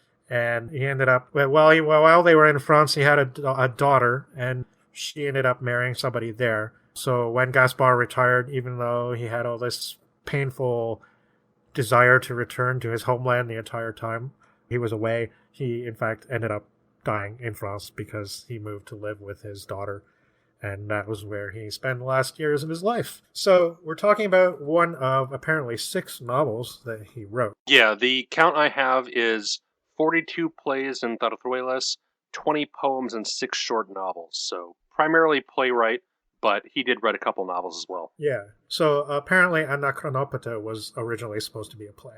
Yeah. But it didn't work out. Apparently the script is available somewhere. I don't know that you can find it online, but I couldn't find it, so it may be in an archive somewhere, but it's certainly not available to me on the public, lurking for a while. So this book, El Anacronópete, it was written in 1887, which I think, published, I should say, which I think I mentioned. It had only a single edition in this form. The illustrator is a man named Solar, who is a very famous painter, drawer, and set designer. He's apparently one of the most well-regarded in Spain in the late 1800s. So, in some ways, this man is probably a lot more famous than Gaspar. And apparently you said the illustrations are really Yes, the illustrations are gorgeous, yeah. Very reminiscent of a lot of the Jules Verne illustrated editions or illustrations you might see in other Victorian novels like Vanity Fair or Dickens or something like that, done in that gorgeous 19th century style, really intricate line drawing. This time, the subject matter is a humongous time machine, not a bunch of lords and ladies talking about marriage like you might find in Thackeray or Dickens. So the subject matter is a lot more, surrealistic and But there's probably some strange historical drawings too. Though, oh yes, right? there are a lot of historical drawings. Yeah, because this is a book that travels to various points in history. So that becomes relevant. But if the play of Anacronópete had been performed, Solar would have designed the sets. Yeah. And so that probably would have been quite something to see. And it was very clearly inspired by Jules Verne and the plays of, for example, Around the World in 80 Days, which was a major play in Paris in the 1870s, I guess. It seems like it had a really huge run. Yeah. I'm not exactly sure how many times it was performed, but the way they describe the sets is they basically imported elephants and tigers and all kinds of stuff on stage. It looked like it was almost a combination of a traveling circus in addition to the Verne story. Yeah, that's quite something. And the book has a lot of that, the sort of epic, look at all the stuff I can throw at you kind of quality to it, as far as I remember. So I'm sure it was quite a production. Yeah. And I'm sure that Gaspar was really inspired and was like, I would like to do something like this. and Solar would have basically been his designer.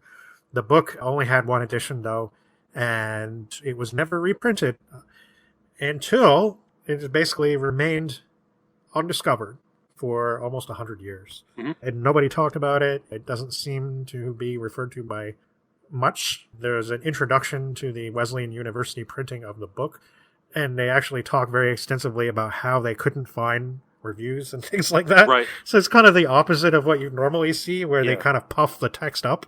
Right. They're kind of very modest about it. It seemed very similar to The Mummy as far as how it was progressed, where it received some fanfare upon publication, but after that, nothing for 100 years and no reprintings or really any kind of critical analysis until the last 10 years, maybe? Pretty much. 2000 was the electronic edition. 2005 was a hardcover printing. Okay. In Spanish. Yeah, right. The first English translation was, in fact, the Wesleyan, I think that's from 2010. Yeah, that one predates the one that we read by a couple years, because the one we read from was like 2014 to 2016, I think. Yeah. The Spanish edition, though, comes with two of his other stories, which are A Voyage to China, which is kind of a nonfiction travelogue, and a story called Metempsychosis, which is, I didn't read all of it, but it's like this like bullfighting story that doesn't really have any elements of time travel or science fiction. I read about it, and it sounds kind of interesting. Yeah, it does. But it preserves the illustrations for Anacronópete, which are really nice. So that's also carried into the English language translations we've read. Yeah. I didn't read Metempsychosis, but I did read about it. So yeah. So I mean, as well as the translation, though, the fact that we're dealing with the translation and other factors, I do think there were like the fact that Gaspar was much older and more experienced. I do think there are other similarities to the Mummy as well. Yeah, I actually. I mean, the two stories are very different, but to me, there are a lot of parallels in terms of it's obviously written by somebody who's very enthusiastic about what they're doing, but maybe not necessarily the most well-structured or formed story. Right. And they're both ahead of their time in incredibly strange ways, too. Yeah, definitely. And although, though, I mean, there's a lot to be said for Gaspar. He's certainly a very funny man. Yes. The humor was not always on point, but it was often. Right. And sometimes I thought it was a bit, I don't know, it's just almost like the way, I don't know, it's too on the nose, but it also doesn't quite make sense. Like there's a character that speaks with a lisp for no apparent reason. Like the introduction sort of tries to explain that, but I don't really that they had an buy it. Andalusian accent. Which, okay. Right. Like this was meant to be first and foremost a comic novel. Right, yeah. His intention was to make the reader laugh, not necessarily make the reader think about these crazy time-traveling concepts, even though he does go into physics of time travel and some ideas of time travel paradox. Yeah, he does, actually. He does more than you would think. And so before we begin to talk about the book itself, I should mention that as far as we can tell, and you have said this often enough, and we brought this up now, I brought it up too, you shouldn't use the F word when you talk about something because you don't know really. So as far as we can tell, this is the first true time machine story. Right. Now the clock that went backwards is sort of a time machine story, but the time machine itself might as well be magic kind of still. It kind of functions on its own when it wants to. There's no story element of somebody deliberately operating it saying, I'm going to go here. Exactly. And that's exactly what the Anacronópete is itself. Yes. The book begins at the exhibition in Paris in 1878, which is a real thing, of course. And these world exhibitions were huge, huge deals. Yes. They started in France, but then the United States had the Chicago World Fair and stuff like that. I think that would be a good parallel. Yep. Yeah. So the stage, Trocadero, and the site of the demonstration of El Anacronópete. And here we get something that's very Verne-like. We get a lot of deliberate mentions of Verne. Gaspar does a lot of funny things. He has a lot of strange tangents. He'll become a critic for a bit, and then he'll become a lecturer on graphology. He'll become a historian. Like, he just, I don't know, he seems to have just done this. Like, I know he wanted to make money from his books, and he wanted to do great things, but it almost seems like he just wanted to set down all this cool stuff he knew. The introduction to the Wesleyan version said that he was really inspired by Flammarion, who we haven't read, and we've kind of gone back and forth on whether we'll cover him or not. So maybe, but apparently you're kind of leaning that way, aren't you? Yeah, I don't know.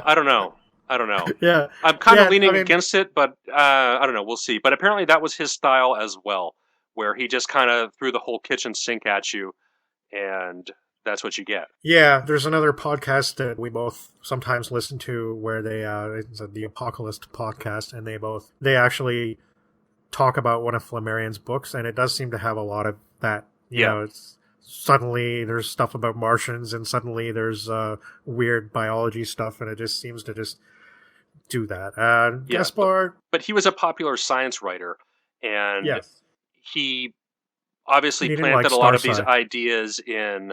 Yeah, no, he hated Starside, which makes me, not want to read him, because if you, I mean, he seemed really pedantic about that. But he seemed to have influenced a lot of people, including Verne, including Gaspar, and probably lots of other continental European writers, especially those in the Francophone world. So this is a public event, the unveiling of this El Anacronópete, and it's very reminiscent of the Moon Voyage from Verne, because everybody's gathered to see this thing. It's not a big cannon, but it does seem like the way it's described. I don't know if it's illustrated this way, but it seems to be this like giant, almost palatial structure with tons of rooms and cupboards and closets, and it's kind of the inside of the TARDIS, like, I guess. It's a very big contrast to what we're coming up with H.G. Wells and his time machine. Yeah, this is definitely a ship modeled after Noah's Ark. Yes, that's specifically mentioned as well. It it basically flies up in the sky first, so it must have some kind of awesome propulsion system. Obviously, this is not something that Gaspar describes very much, because it's just not his thing, and a lot of the concepts that he's talking about are so far ahead of their time that you wouldn't even know how to. Like, he's basically describing something that rockets up into the sky, but there are no rockets. So how is he going to even... Frame of reference really isn't there. So even though Gaspar will really get into some details about history and about writing, all this stuff, he just says basically the time machine is powered by electricity. And that's what it is. It has cool things in it, and it's quite a marvel of technology. There's a lot of... Actually, I really liked the way the book started. I was kind of communicating my feelings to you as I was reading it. The book kind of started to infuriate me eventually. No, that's the way I felt about it. I think the beginning was far more interesting when he's talking about the nature of time travel and paradoxes, and even his commentary on contemporary scientific and engineering developments I thought was pretty funny, where he says something along the lines of that it's impossible to eliminate the telegraph wires, where we know that 10 years later that would exactly happen. And I really liked the wry tone of the early chapters. Like, after a while the humor kind of started to not work so well, I thought, but when he was talking about all these scientific achievements and stuff and everything that had gone on at the time, I liked the way he did it. It was very engaging. I just want to mention something that he said, because I thought it was cool, and I actually wrote it down. I didn't write down too many quotes for this episode, but he was talking about the telegraph. And he said the telegraph was fairly new at the time. It had been around for a few decades, though, I guess. But he says the telegraph is a long dog who has its tail pulled in Madrid and barks in Moscow. Yeah, that was great. And the book is full of stuff like that, especially in the early chapters. Right, the early chapters has more of that kind of witticism, where the later chapters, the humor is more these kind of slapstick, wacky incidents kind of things, which... It starts to seem like a modern day, like, overly self-ironic comedy almost. Right. Which, again, might be... to me, it still feels a bit ahead of its time, but it kind of picked up some traits that are a bit unfortunate. I mean, it doesn't have a lot of cohesion and tone in that way. Yeah, no, it doesn't. But, I mean, it does get ahead of its time, where early on you have discussions of modifying history through time travel. He explicitly talks about doing that. He talks about doing stuff, like improving the morality of the French. Right. There's a lot, so there are many digs at the French in this book. It kind of starts with Verne, but it's not just him. It's just the French in general. I think I think that has to do with a few things. In the introduction, actually, of the Wesleyan book, they point out in the moon voyage from Verne, the way Verne talks about Spain is not very complimentary. No, and it seemed to really piss Gaspar off because he makes a lot of digs at Verne throughout the entire novel. Right, yeah, and he is a bit of a patriot. Yeah. Not maybe a crazy jingoistic patriot, but he definitely, all this thing of being away and wanting to be back home probably did that to him. Right. Yeah, so he says that science has caused an obsession with tomorrow and codifying itself when we can't even know yesterday all that well. So that seems to be a theme there. Anacronópete was created by this man named Garcia Sindulfo, or Don Sindulfo, as he's called in this. Because everybody has to be a Don. Well, him especially because he's portrayed as he's definitely an upper class individual. Yeah. He is a guy with a lot of money at his disposal and an interest in science. And that's basically why he's done this thing. He has a friend named Benjamin, and Benjamin is a language, he's a polyglot, basically. And he's very into history, and he's very into languages. He is penniless, so he always kind of hangs off of Don Sindulfo. It seems like they get along pretty well, though, so Sindulfo doesn't necessarily mind. But in between them, they have a healthy interest in history and science. Sindulfo has an interesting history. He fell in love with a banker's daughter, and she was this... She's mute. She's mute, yeah. So I don't know. I think Gaspar does talk about this. I don't know if he really fell in love with her, I guess. It seems like he just kind of went to visit, and the father was like, oh, you want to marry my daughter? And and the father was a banker, so he had a lot of money. Right. But I think that might be part of how Sindulfo has all this fortune, in fact. Yeah, it is. Yeah, so that makes sense. Yeah. I'm trying to get more detailed with my notes so that I can keep track of all these little things. And there's always the question of how much do you really want to get into it. But the book, actually, I was going to do this non-linearly and actually start with this, but since we were talking about the time machine, I thought may as well just start with that. But so Sindulfo and Benjamin are at a museum, and they basically come into possession of these objects. And there's like a old Chinese mummy case.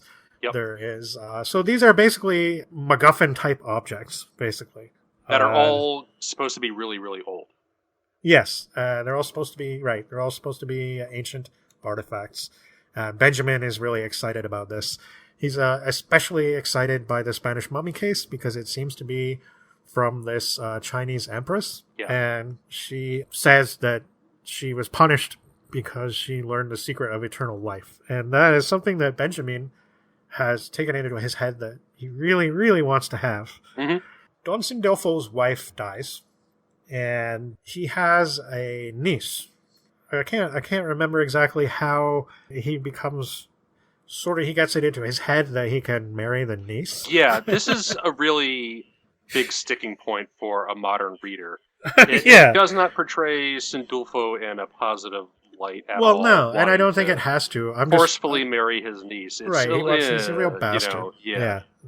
And she doesn't want to. No, she has no interest. Yeah. It's not like if it was an actual love story, it would go down a little easier, even though it'd be like, ooh, that's kind of gross. Right. But it's actually deliberately very, very much, you're going to do what I say. Right. This, to me, follows a lot of a course of operas, like a lot of theatrical opera performances where there's like love triangles and there's kind of there's a certain artificiality about it. Like it doesn't really seem real, like it's kind of, I'm sure there was a lot of emotions and storminess involved in everything, but you don't really, like, if that was on the stage, you could see it in front of your eyes, but you probably wouldn't be told about it.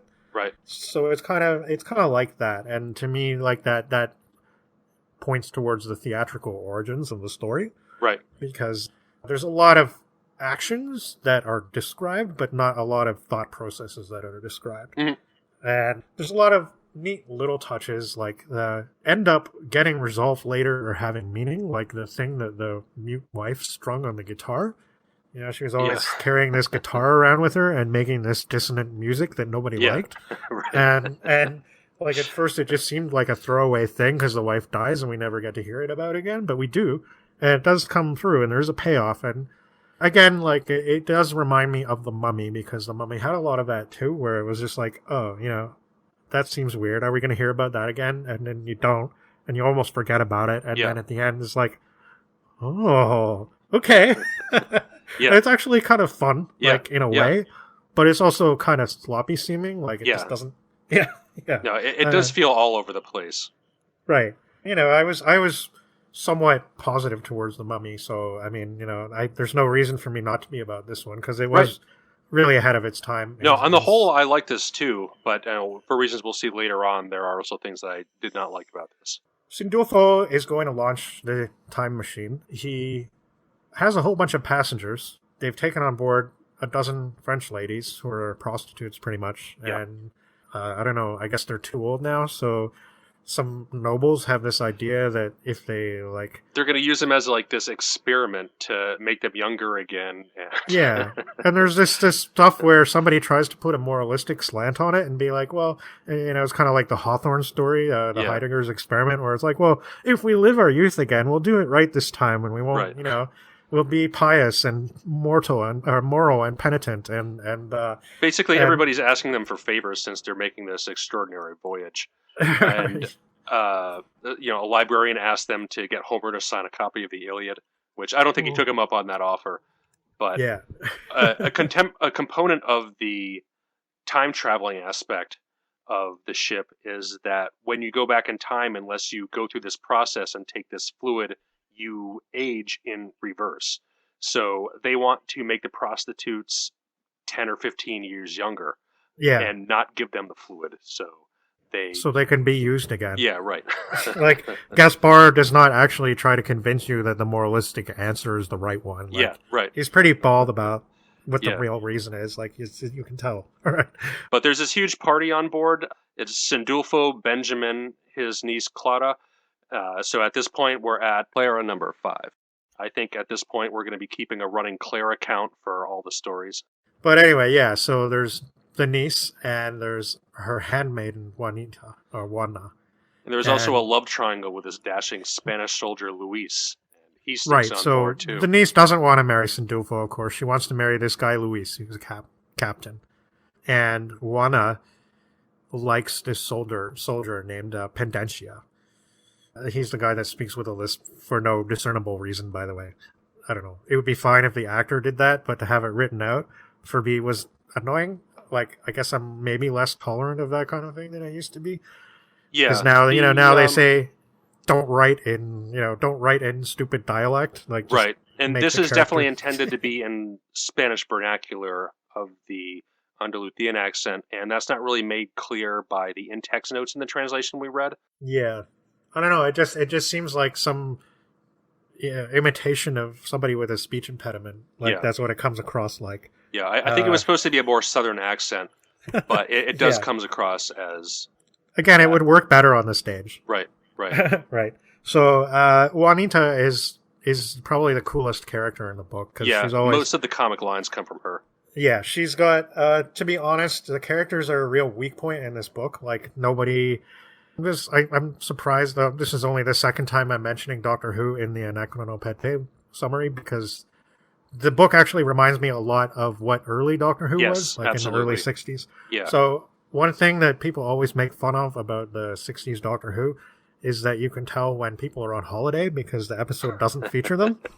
And so this could happen to any of the main characters, and it's something you would never see in a modern series, right? Because the stories are usually only 50 minutes long, and plus everybody's under contract from like actors guilds and things like that, so there's like a bit more control over like who gets to appear in what episodes and things. Right, but it's also a different kind of show because it was very much a serial at that time. So absolutely. And it was more about the places where he went, which is kind of what I'm getting at with this. Right. So the character thing is like, okay, so in Doctor Who, that was because everybody, like, somebody went on holiday for an episode and that's why they weren't there. But in this book, there's not really an excuse for it.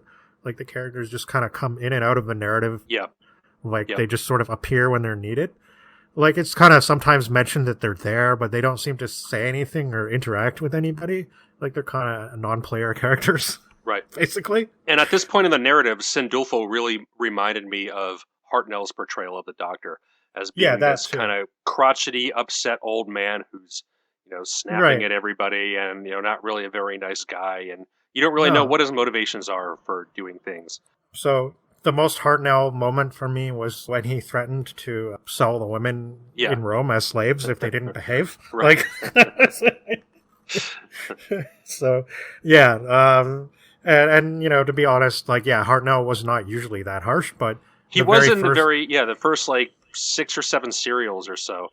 And then he had moments later on, like when his temper flared up. Yeah. But interestingly, though, so here's another aside. We're talking a lot about Doctor Who in this podcast, but just bear with me. So the first iteration, one of the first iterations of Doctor Who concept was very different from what we have now. And it was this idea that the Doctor was a traveler from the far future, not another planet. And in this future, this dystopian mechanistic society had developed. And he was a time traveler who had stolen a time machine, and his purpose was basically to undermine this future. And so as a result, he was almost like an anti-scientist, because what he was trying to do was stop technological advancement. It's such a weird concept, and I think somebody looked at that and was like, no, that'll never last very long. It's kind of cool and dark, but at the same time, it's like, I don't know, like, I could see that going on for a season, but maybe we want to we want the show to last longer. Yeah. Of course, back then they didn't know if they did or not, but I think probably Sidney Newman had maybe at least an idea that they could carry on for a few seasons, right? Yeah. So Don Sindulfo is a lot more of an obsessed character like that, early iteration. Now, it's pretty much impossible that the creators of Doctor Who read the books. So it's almost certainly impossible that anybody read this outside of the Spanish-speaking world. And even then, it doesn't seem like the influence was there. This seems like you would have had to have a very rare first edition copy. Yeah, right. Yeah. And for reasons we'll see later, the Spanish Civil War and Franco's subsequent regime, which unlike most fascist dictators of World War II, lasted until the 1970s. Yeah, it lasted a very long time. Yeah. It was almost like some dictatorial regimes are flashes in the pan, but they left a very long legacy. Yeah. He was the one that was able to stick it out and live for a really long time. And he's universally hated today. And after his death, it really sparked a renaissance of Spanish cultural movements, both in film, music, literature, what have you. But I think for 40 years, and we're going to analyze some stuff in the Spanish Civil War later on, it really gets repressive and stifles creativity for a great deal of time. Yeah, I mean, there's definitely some examples of Spanish science fiction, most of which I'm totally unfamiliar with. So, yeah, and I would imagine most of it comes from the post-World War II period, but probably especially after the 60s. Yep. Because that's when, was it 1974 or something, or 5, that Franco... He was there for a long, long time. Right. But then, after that time specifically, got a lot of... It's funny because the other Franco, the film director, he got a lot of his movies financed by other countries, so that's how he was able to get around get around the censorship and stuff. Yeah, right. The tale of the two Francos, Jesus. The two Francos, yeah. You knew that had to come up at some point. Yeah, of course. Yeah.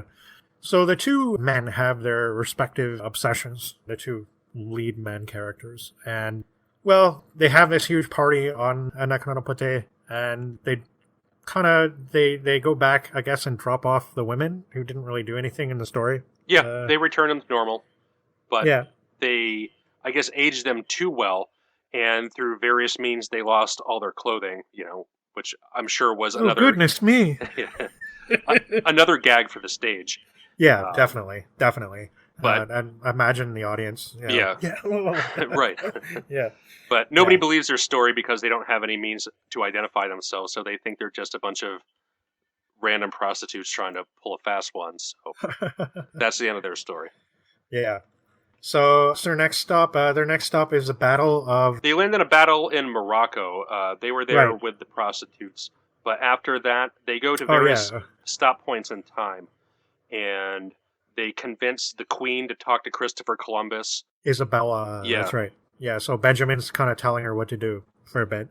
There's a very brief interlude that you'd think would be more important, but that totally isn't, where because they have to, the thing is, they have this anti-aging, anti-time regression fluid, which is actually coupled with painful electric shock. We should mention that.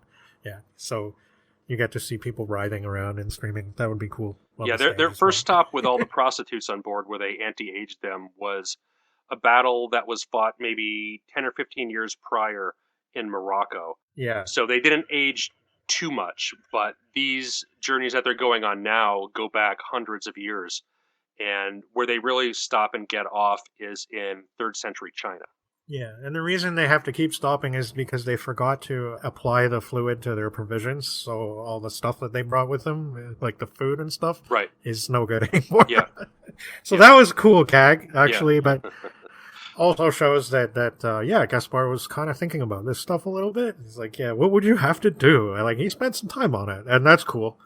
Yeah, he did think about the ramifications of time travel, and obviously you would think about that, like, how would you preserve yourself and your things? And obviously that would be one of the questions that somebody unfamiliar with time travel stories especially would ask first. Sure. Right? Yeah. And somebody did ask that of Wells in one of his book reviews too in the 1890s. Like, they thought it was a major fault on Wells' part. Right. And it's just like when we were talking about that Doctor Who story from 1066 about 1066, and we went right on to discuss what people might have thought of the Mitchell. So another anecdote about that Doctor Who story is apparently because this time traveler in 1066 had all these modern objects and people just tuned in to watch the single episode, they actually received a bunch of letters that were like, what are you trying to pull on us? Like, we know that none of this stuff belongs in 1066. Yeah, like, right. Like, why does this guy have a toaster? Yeah, yeah. So we take a lot of this stuff for granted now because we know all the mechanics and we know the tropes. Right. But even as late as the 1960s, people didn't necessarily know. Like, obviously, all the readers of science fiction pulp magazines would know by 1964. But the average person would definitely not know that. And they would not be familiar with any of the concepts. And they would just think it was weird. Yeah. So, imagine in the 1800s, where there was no tradition and there's no pulp magazine crowd and there's no early time travel movies or anything that you can connect with.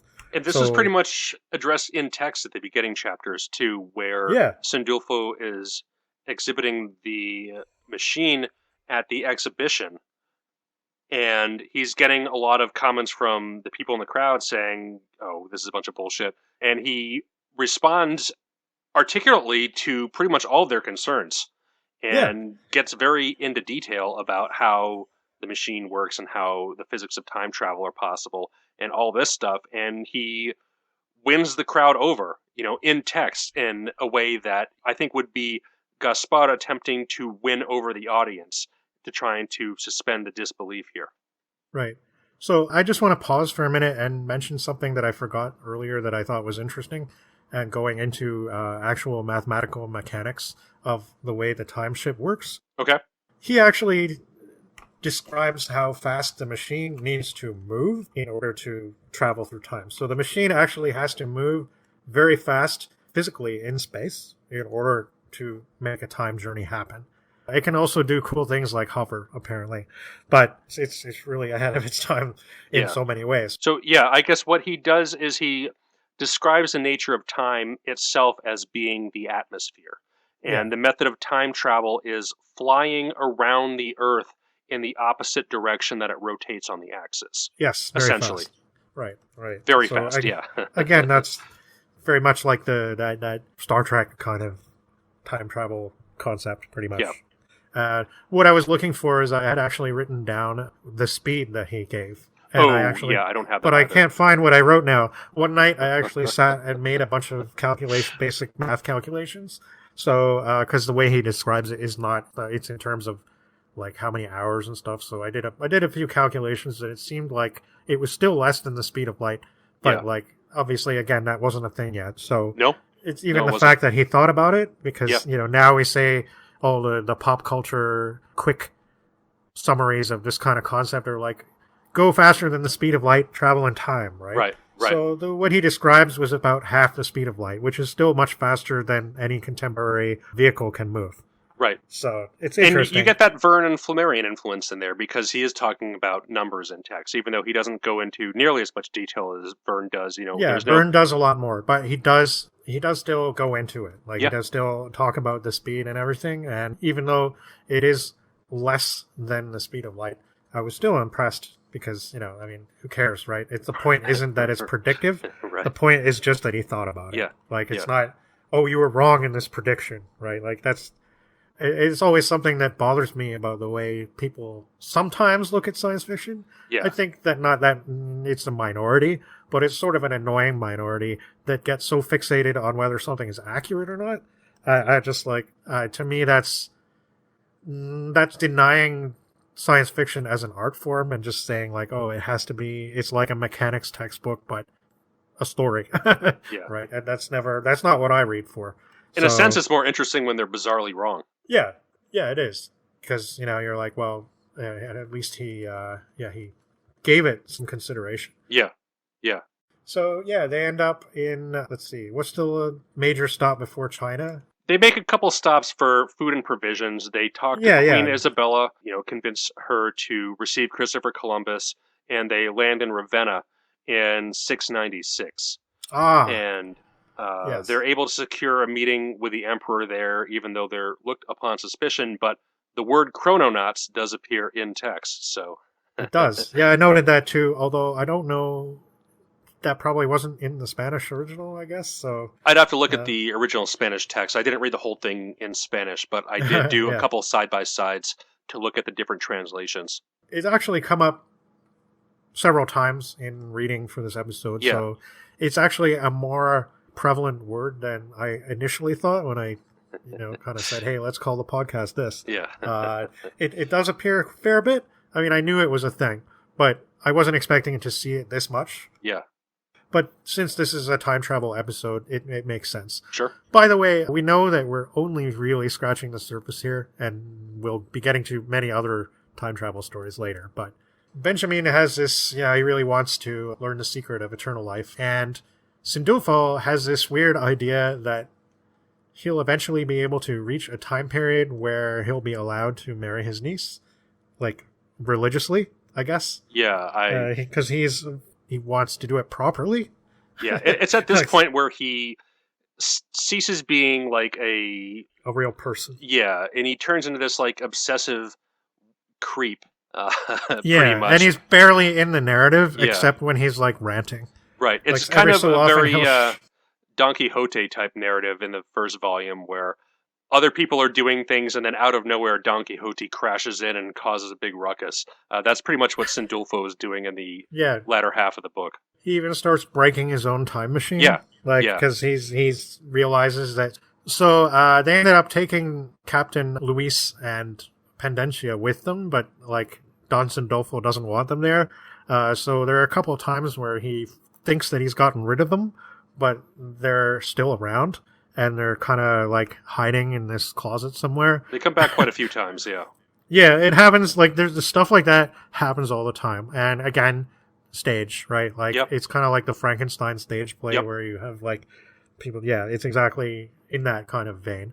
And so basically, they kind of realize just because of the way he's acting and stuff that Sindulfo is insane, and even Benjamin knows this.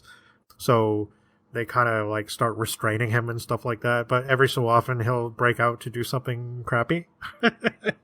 And he almost literally goes, wahaha, right? That's kind of how over the top it is. Yeah. It's really over the top.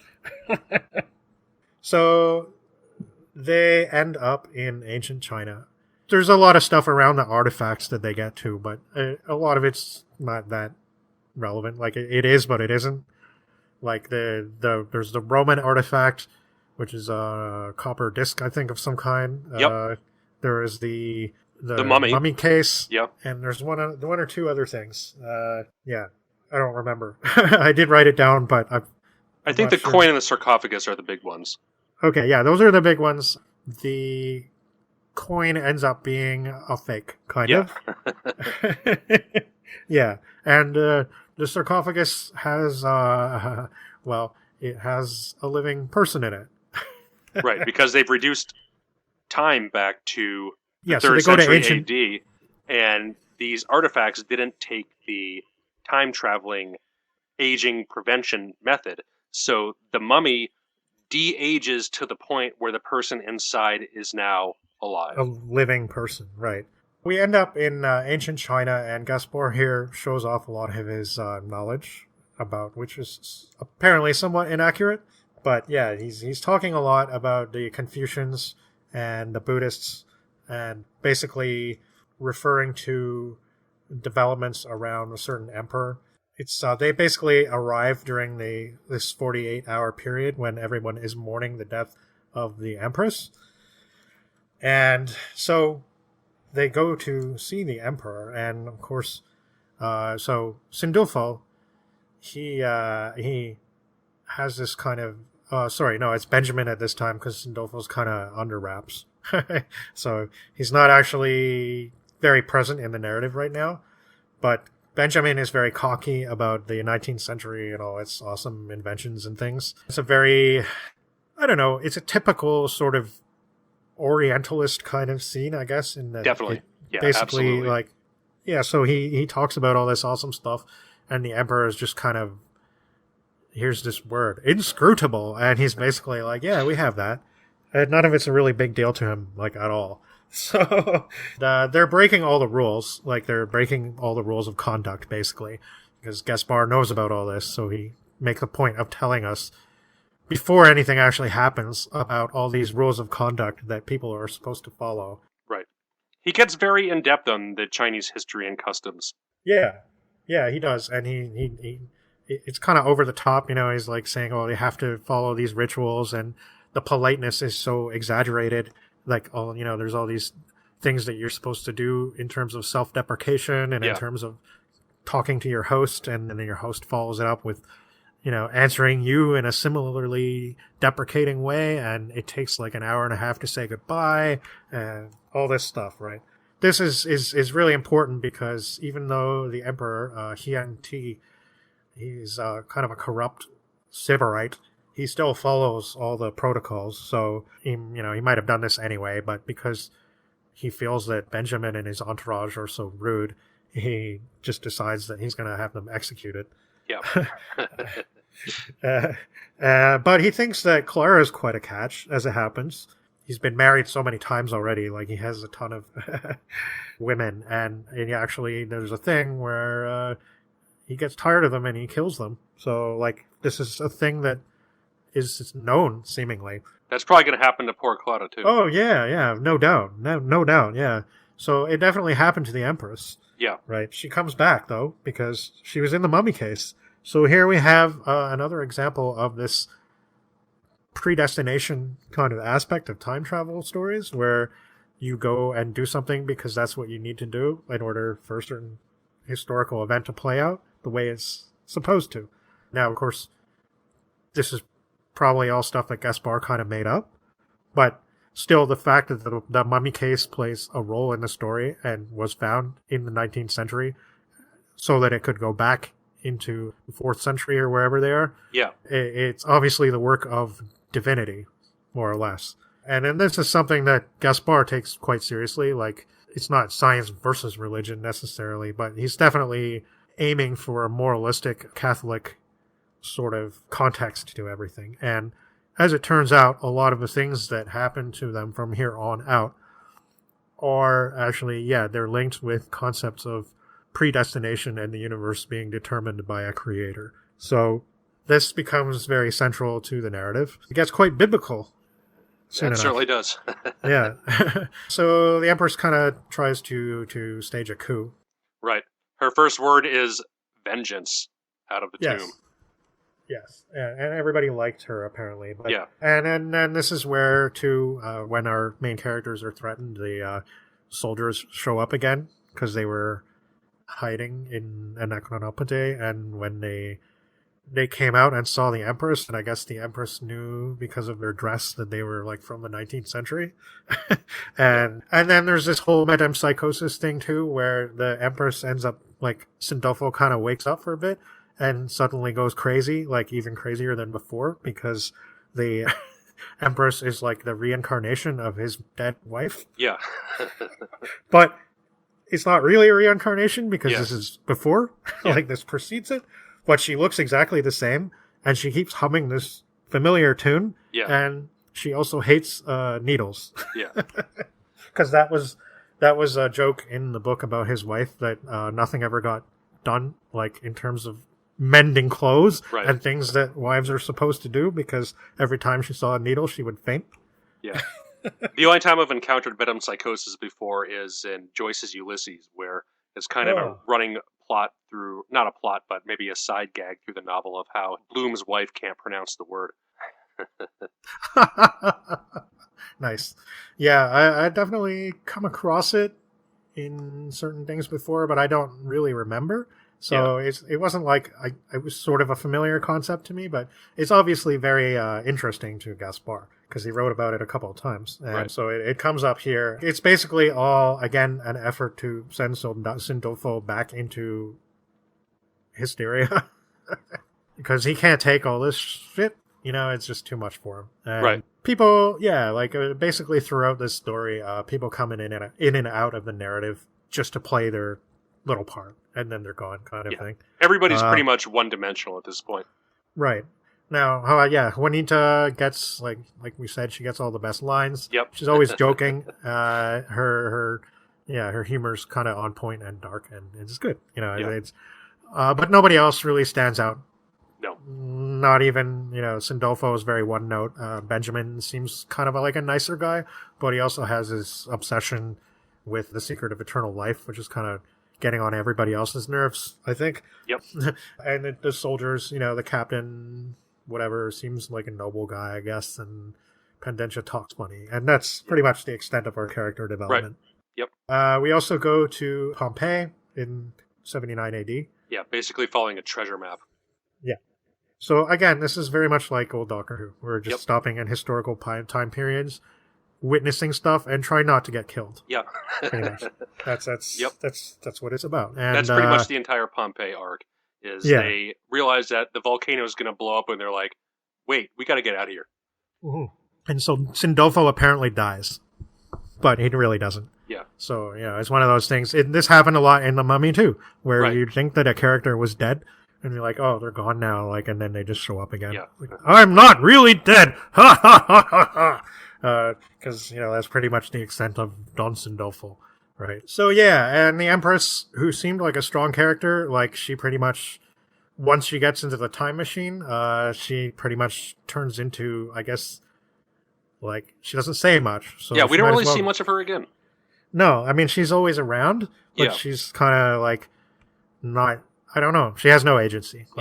She does what she needs to do, and then she's a traveling companion. Yeah. And she doesn't say anything. She gets frightened a couple of times, I think, and maybe does one thing. Also, somebody who dramatically rises from the tomb saying, Vengata, it's a bit of a letdown. Yeah.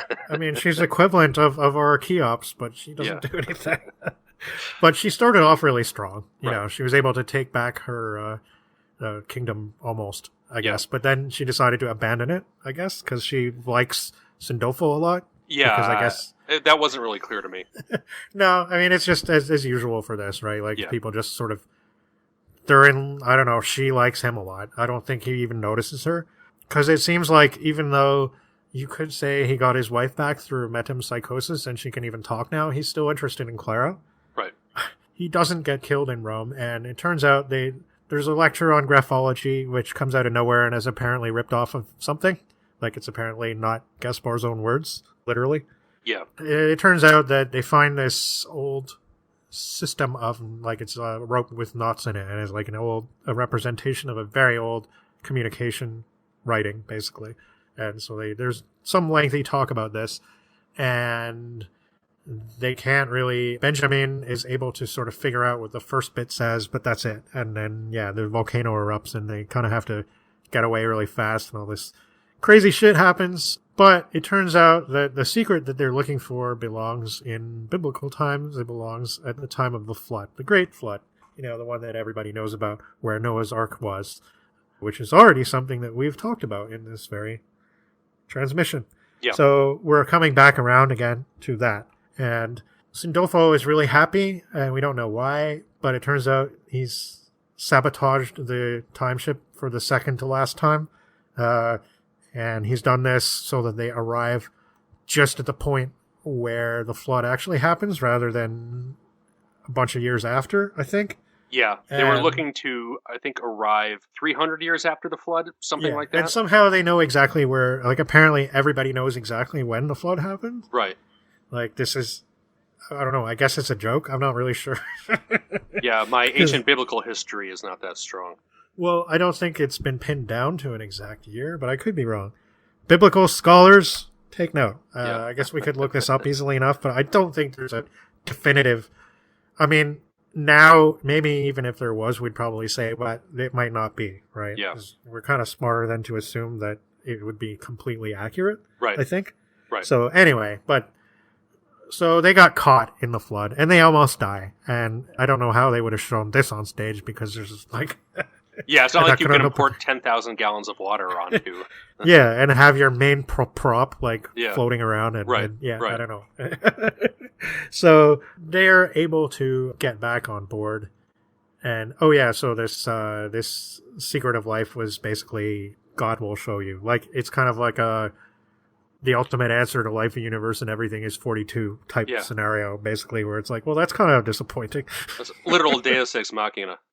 Yeah, I mean, I don't think Gaspar thinks it's disappointing, because I think ultimately he believes in God like that much, where he thinks that this is a good lesson for the characters to learn. But Sindulfo notably does not learn anything, because in the end, he ultimately sabotages Anacronópete so that it will travel to the beginning of the universe. Yeah, they try to go back to the present day because they've had enough of this. Yeah. And Sindulfo reverses the direction. So instead of going rapidly into the future to the present, they're going rapidly back into the past. And Doctor Who did this as well. Yeah. By the way, this in the very third story where they were traveling to the beginning of the universe and they didn't know what was happening, and the TARDIS was trying to communicate with them somehow and tell them that this was happening, but everything was broken. So, and it did it again at a later time too. So this again seemed kind of to me like ahead. Yeah. Because it's like, now we're like, it's going faster and faster and traveling to the beginning of time, and they're looking out and going, oh no, we're all going to die. And then Sindolfo wakes up and it was all a dream. He fell asleep during a performance of a play. They had a long journey on the road, and it kind of tired out the old guy, and he fell asleep. And they were notably they were watching a Jules Verne play. Yeah, so one final shot at Jules Verne as we go with the bullshit. It was all a dream ending. Yeah. So I mean, the ending is not one of my favorite conceits where it's all a dream. No. But it kind of fit with everything because the story just kind of gets so, like we were saying, like kind of random. And I mean, there's no way you could end that other than either kill everybody, which is not what you're going to do in a comedy, or find some Deus Ex Machina out, which is what he clearly did here. Or you could have God just sort of stop them and talk to them for a while, but I think that would be too, like even for Gaspar, that would be too on the nose. Like he does want to deliver a religious message, kind of, but he doesn't want to be so ridiculous about it. Right. So. And he says, closing up, it is well known that to kill time is almost the exclusive vocation of the Spanish. Oh, yeah. So, I guess that's how this would be, then, a sort of diversion to kill time. Yeah, pretty much. And, I mean, it is very light. It's very lighthearted. Yeah. I think it's the first outright comic novel that we've read so far. Verne has had elements that were funny, and I think that is certainly present in Voltaire, but that's hardly considered a novel. Whereas this is, novel length, and it does try to maintain the humorous tone throughout the entire work. Right. Yeah, I was going to bring up the Verne once again, but I think, the second Verne book definitely drops most of that. Oh, yeah, absolutely. Yeah. So, and Verne is also somebody we'll be returning to. Many times, yes. At least a couple. I don't know if we probably do more Wells than Verne, I think. We'll see. Because, we'll see. I just find Wells a little bit more substantial, I guess. Like, I like Verne, but in the end, there's not really there's not a lot of discourse about ramifications or society or philosophy or anything. Machismo adventure stories with technological twist, you know. Yeah, I mean, he does get into it a bit, and I think we'll cover some of that in later times. But yeah. But before we get to our man Wells, though, so Anacronópete, it was, I'm glad I read it. To me, it was more interesting than good. Yeah, I'd say the same. The comedy was good at first, but it kind of, as a lot of comic plays that I've sort of become familiar with, like, just things sort of spiral out of control by the end. And in somebody like Shakespeare's hands, like, yeah, that can be awesome, but I don't know. It's just, in Gaspar's case, I think it was a little much. Like, you just kind of had to go with it and just be like, oh, he's doing this now. Oh, okay. Right. You know, and it's funny. I mean, there's a lot of the part in the Exodus period, you know, but that was actually kind of good. Yeah. Because that didn't go in, like, it wasn't, I don't know, the Chinese portion was okay, but I mean, to me, the Roman, long. Yeah, it took too long. The Roman portion really dragged because nothing happened, and that graphology thing, it didn't even come from him. Yeah, come on. Yeah. So, but I did think, the ending of the actual time ship when they travel to the beginning of time, that was a good nightmarish way to end it. And if it wasn't a comic story, that's certainly the way they could have just left it. Yeah. So, I mean, the ending in that sense is not tacked on. Again, no character development. Very, very basic one-dimensional characters. Yeah. For sure. And there's not really a lot more to say about it. One point. So this has been pretty obscure until relatively recently when it was republished in, what do you say, 2000, 2005 in Spain or something like that? 2000 electronic. You would have had to be a member of a special fan club in order to get the disc. But, I mean, maybe somebody put it on the internet. Yeah. But then 2005 in a nice hardcover edition with illustrations. Yeah, right. So it has at least propagated its way some way throughout the Spanish-speaking world. And a recent time travel TV show called El Ministerio del Tiempo, which has been running in Spain for the last 5 or 6 years. There's 4 seasons of it, but they took a 2 or 3 year hiatus between seasons 3 and 4. It's a show that's kind of set up if Doctor Who was maybe a police procedural, where they have this department of the government that investigates time travel paradox incidents. So if people are trying to disrupt the timeline, they'll send these agents out there to basically assassinate them. I mean, they shoot everybody in this show. Really? So interesting. That's what happens. I didn't realize it was that. Well, you kind of said there was a lot of shooting in it, but I didn't realize it was that, like, destroy the enemies of time. Yeah. So that's pretty much what they do. The time travel method is this, like, surrealistic staircase that has a bunch of doors that pivot to different areas of time. But in this one season 4 episode, I should say that I only watched the first episode and the 2 episodes in season 4 that pertain to El Anacronópete. But in the 4th episode of season 4, they notice something funny is going on with some famous Spanish paintings. So the famous Spanish painter Velázquez is a character in the show who is, ironically enough, their sketch artist. So if they see a guy, Velázquez will come in and paint what he looks like. His very famous painting, Las Meninas, is stolen during the Spanish Civil War, in contrary to what happens in the real world. And in a separate incident, Picasso doesn't paint his famous painting, Guernica. And the ministry goes to investigate, and they figure out the art culprit is this old enemy of the ministry who has the Anacronópete. And in the show, it is designed by Gaspar himself. And the guy who is the old nemesis of the ministry finds Gaspar's plans and constructs it. And he uses it to kidnap one of the characters. And there's this whole episode about one of the agents going rogue and trying to prevent the kidnapping from happening. And they go into this whole thing of trying to fix the time, but making it worse. And it introduces many elements from the novel, like the fluid that you need to drink to prevent aging. So one of the aborted timelines, 2 of the characters are aged back to children. And that obviously won't do, so you have to correct the timeline again. But Yeah. it's a very nice reference to the novel, and it incorporates some late 19th century sets and things like that.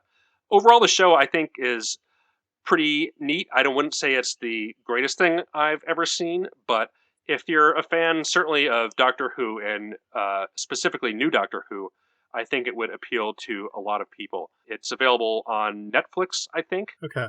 And the production values are great. It teaches you a lot about Spanish history, and the novel comes up in it, and it's cool they gave it a shout out in a couple episodes. Yeah, it's I didn't really watch it. I know I couldn't find it at first, and and then there's the subtitles, right? It just seemed like a lot to get into, right. And I kind of dropped it on that. I'm like, I don't know, it's too much work for me at this point, so I didn't really check it out.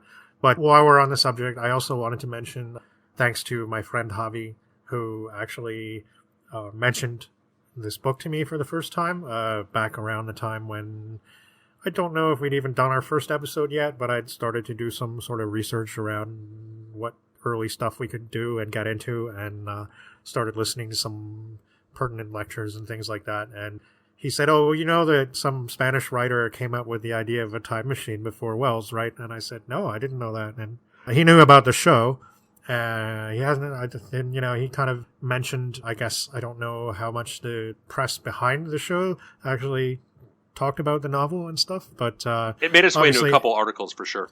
Yeah. So, and he actually translated one for me. So, yeah, I said, it seems to be a resurging phenomenon now because people have discovered this, and of course, it's something that Spain can patriotically point to. Yep, absolutely. Yep. Gaspar is smiling in his grave right now. Yep. But, unlike poor Gaspar, seems to be, this was the first printing of the novel in the late 19th century. It went unprinted for 100 years. Yeah, and it doesn't seem like his plays are performed nowadays. No. So, but H.G. Wells, that's a different story. Right, and that's certainly the case. We will take a short break again and come back to talk about our man, Bertie.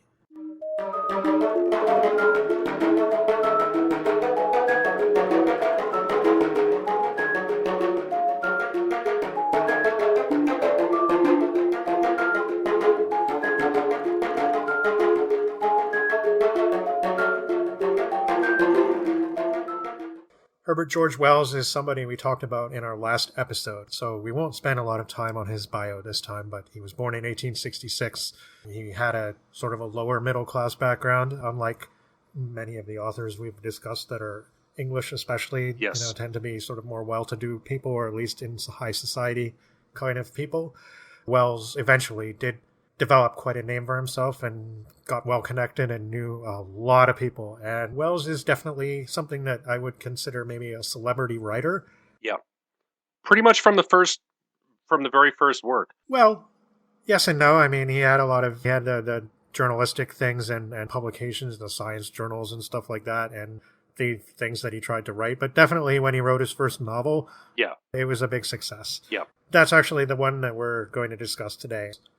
I've really been getting into Wells a lot since we started this, and I've read all the major early science fiction works before. I think there's 5 of them basically, and they're novels that everybody always talks about. And I think I mentioned this last episode, but it's The Time Machine, The War of the Worlds, The Island of Dr. Moreau, The Invisible Man, and First Man in the Moon, which was the latest of the 5, and that was the one that we did last time. Yeah. And for me, The Time Machine and War of the Worlds were the only 2 that I've read before doing this podcast. So this is the first one that we've covered that I've read before. I'm appreciating them a lot more now. I mean, I appreciated them then. I read The Time Machine and The War of the Worlds first 2, but I was pretty young. And then later on, I read the other 3 quite a bit later on, like maybe when I was 20 or so. And I enjoyed them all. And by the way, Wells did write many other things in between all those books as well. So he was actually very, very prolific, pretty much all throughout his life, right up till the 1940s. But he didn't necessarily concentrate on what we would call science fiction all the time. He wrote a lot of realistic so-called novels. He wrote a lot of journalistic work, essays. He interviewed a lot of people, traveled a lot. He wrote histories. He wrote science textbooks. Basically, he never stopped. Like, he had a lot to say. It was his life, pretty much. I mean, there was a lot of other things he did. He seems to have been somebody who was constantly on the move, like, not necessarily like literally, but on the move in the sense that he was always doing something, and he always had some kind of projects, and he took it all very seriously. And he had a lot to say about everything, pretty much. So there's a lot of, like, autobiographical information that he's given us, and a lot of information that other people have given us about him. So it's basically like, this is a man where he would be the equivalent of a guy today who is, like, constantly writing his blog. And, you know, he'd probably be somebody you'd want to read. There are people who say that later on in his life he got pretty, like, obsessed with the social projects and very didactic, and kind of like he was too interested in sort of telling people how they should be doing things. But I think that aspect of him might be countered by the fact that he was always willing to change, and a lot of people commented on that about him. This book we're doing now, The Time Machine, has in the past, it's been sort of, I mean, it's universally loved, pretty much. It's a classic. Everybody acknowledges this. But there's a certain aspect of it that seems to have a whiff of, like, being all eugenics, and kind of into the Darwinian thought of that was popular at that time, that linked to certain social aspects. Right. But the thing that people have to take into consideration, though, is that H.G. Wells was really inspired by his teacher, Thomas Huxley. And Huxley, of course, was a strong evolutionary proponent, but he said that in terms of human society, evolution also means ethics. So it's not just like the survival of the fittest and the strong crush the weak and might is right. Like, it's not that. Right. It's, in fact, as a society, you grow as an ethical body. And Wells is somebody who really took that on board. So even if he did believe that maybe society could retrogress due to certain elements, and he wrote a lot about that in essays too, he thought that it was basically our duty to be ethical and to actually, and interestingly, he didn't link this to religion at all, because he wasn't a fan of religion. No, not in one bit. No, I mean, he did actually write some, like, he wrote a novel called The Soul of a Bishop, which I'm going to pull out a quote from much later in the discussion of this book, because it's kind of interesting. But he did write a book called The Soul of a Bishop, where the main character is a priest questioning his faith. And by all the accounts, I haven't actually read this book in full. I have found the quote mentioned by Brian Aldiss in his Trillion-Year Spree. But he basically depicts this priest who is questioning his faith and has all these various encounters and experiences. And in the end, he's kind of less... He turns away from the church, but he's still very religious, and he still believes. And apparently Wells tackles it very thoughtfully. Like, he's not... He comes across in the bio, like, especially that we read of him in his teens and 20s, he comes across as angry. Yeah. You know, and this book was... Soul of the Bishop was, like, written in 1903, I think. Right, which is certainly way later. Right. It's either 1903 or 1913. It might have been just before the First World War, actually. Right. But he was very prolific around then, because you know, that a lot of that stuff was concerning to him. He seems to have handled it very even-handedly. But generally, yes, he says that humans have certain duties to one another. That this obviously manifests in his socialist philosophy, which he adopted pretty much. Yep. Even though by the end, you know, by the Second World War, I think he was a bit more... He still found time to go to the Soviet Union and then talk to Stalin in the end and write an article about it.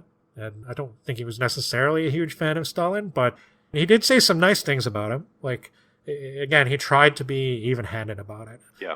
And this is something that I'll bring up again a bit later, but Wells seems to have been somebody who really didn't want people to misapprehend things. So he was kind of the opposite of somebody like Paige Mitchell, from the little that we've read of Paige Mitchell so far, in that he wants there to be an explanation, or at least a clarification of things. So, right. I mean, it's not necessarily the science, but it's that he wants there to be no misunderstandings. He wants you to know what he means, so he'll take the time to explain it to you.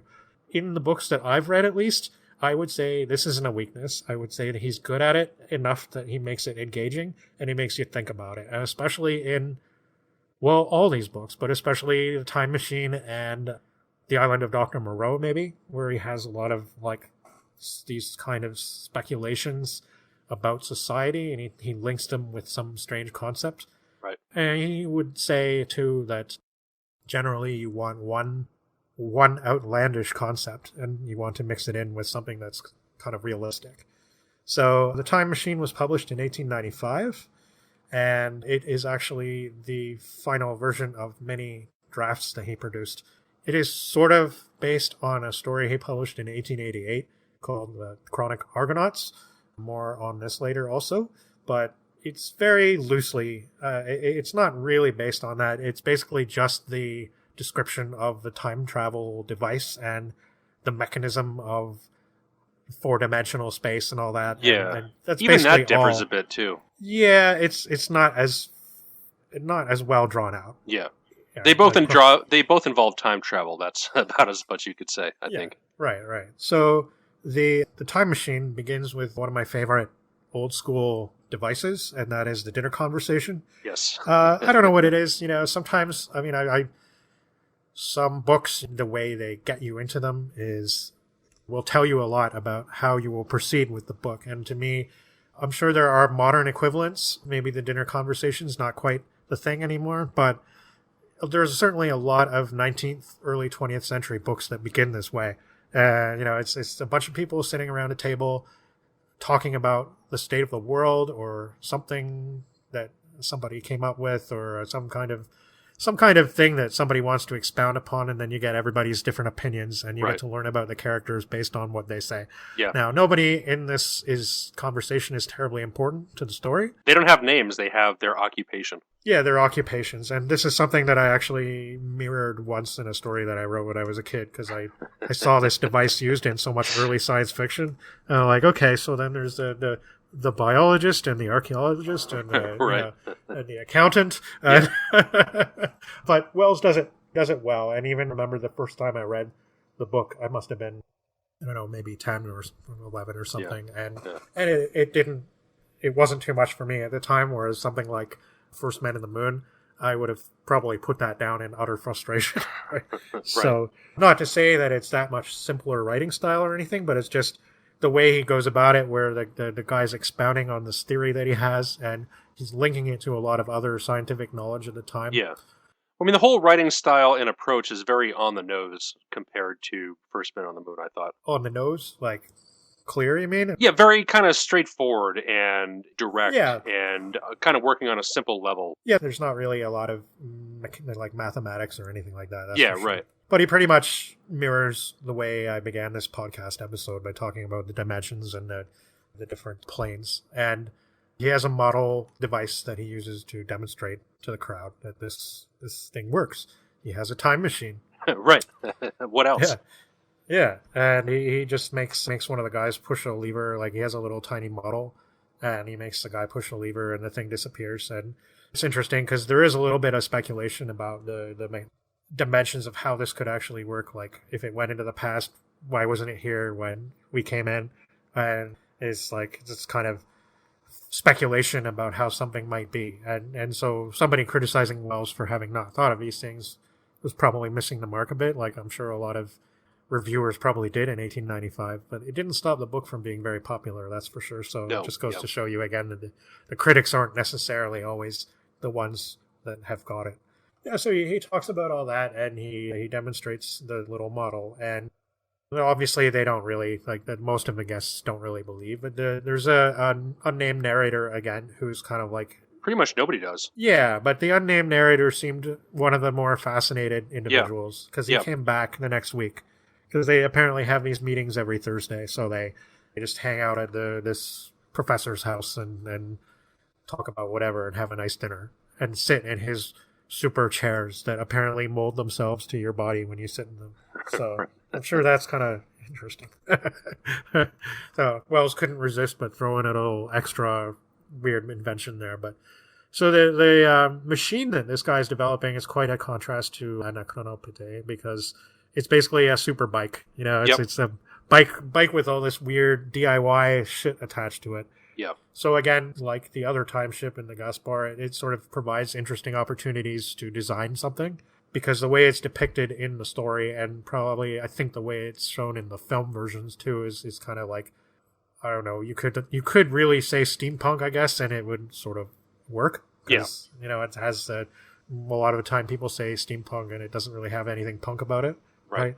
But this kind of does because it's like this bric-a-brac this guy put together. Right. It's something you can fit in your garage and not something that's going to take up a city block. Right. And it's obviously not, I mean, he knows what he's doing, but it's obviously not like, it looks like what it is, which is probably bits of things all thrown together, like something John Pertwee, again, in our Doctor Who connection, might throw together in 1970s. Right. So the next week, he actually has his machine ready. It wasn't ready for prime time yet during the first meeting, but it's the second time. The guests are different, actually, which is sort of an irrelevant detail, but our narrator is back. At first, they find that our traveler, well, we don't know that he's a traveler yet, but we assume that he will be one, is not there. And so they sit around waiting for a bit, and then he finally shows up, and he looks all beat up and kind of bedraggled, and he's obviously had some injuries, and he's really tired, and you know, he's kind of like, oh, I can't wait to sit down and have some meat. And they find this kind of strange, but he basically goes into the detail of his trip. And indeed, rather than going into the past like our previous journeyers, he has gone into the far future. And he comes back in some pretty rough shape. He comes back in really rough shape, yeah. She went to the year 800,700 AD or something like that. 702 to be precise. The time machine that he has gauges on it and he can tell where he's going. So he flicks a lever. Though there is some ambiguity about how accurate it is. Yeah, that's true. And that makes sense, right? Because to actually be able to measure the passage of time in that way would be a whole different thing. Right, because it's implied he's working with analog instruments. He's basically pushing a lever and kind of estimating where he is on time based on where that lever is. And the gauges are needles. Yeah. Right. So yeah, anything is possible. Yeah. So the more time he spends like on the ship or on the super bike, the faster it seems to move in time. Yeah. So it actually seems to accelerate.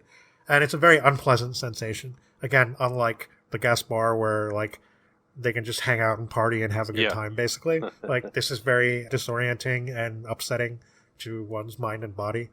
And then when he eventually gets there, he flicks the lever and it falls over. So he's like suffering this massive discomfort and then thrown into like the weeds somewhere. And indeed, he's in this strange garden-like landscape. There are some unfamiliar plants, but also some kind of familiar ones. There's also a bunch of inhabitants who are... I'm kind of going through this quick because I think most people probably know the basics of this story. But so he meets the inhabitants of this landscape. And they are a bunch of very beautiful, kind of soft-looking creatures that are sort of humanoid and seem to communicate with one another, but also don't seem to have much in the way of developed intellects and art or anything like that. They seem kind of childlike and innocent. Yeah, very childlike. Right. They spend a lot of time making love, apparently. Obviously, he goes into the future and he thinks to himself, well, how are they going to look at me? Right? Like, I must be a savage to them. But he kind of starts to find out that they're a lot more basic in their understanding of things than he is. Of course, if he had stopped a little earlier in time, he might have come up with some advanced civilization and stuff, but it's not this.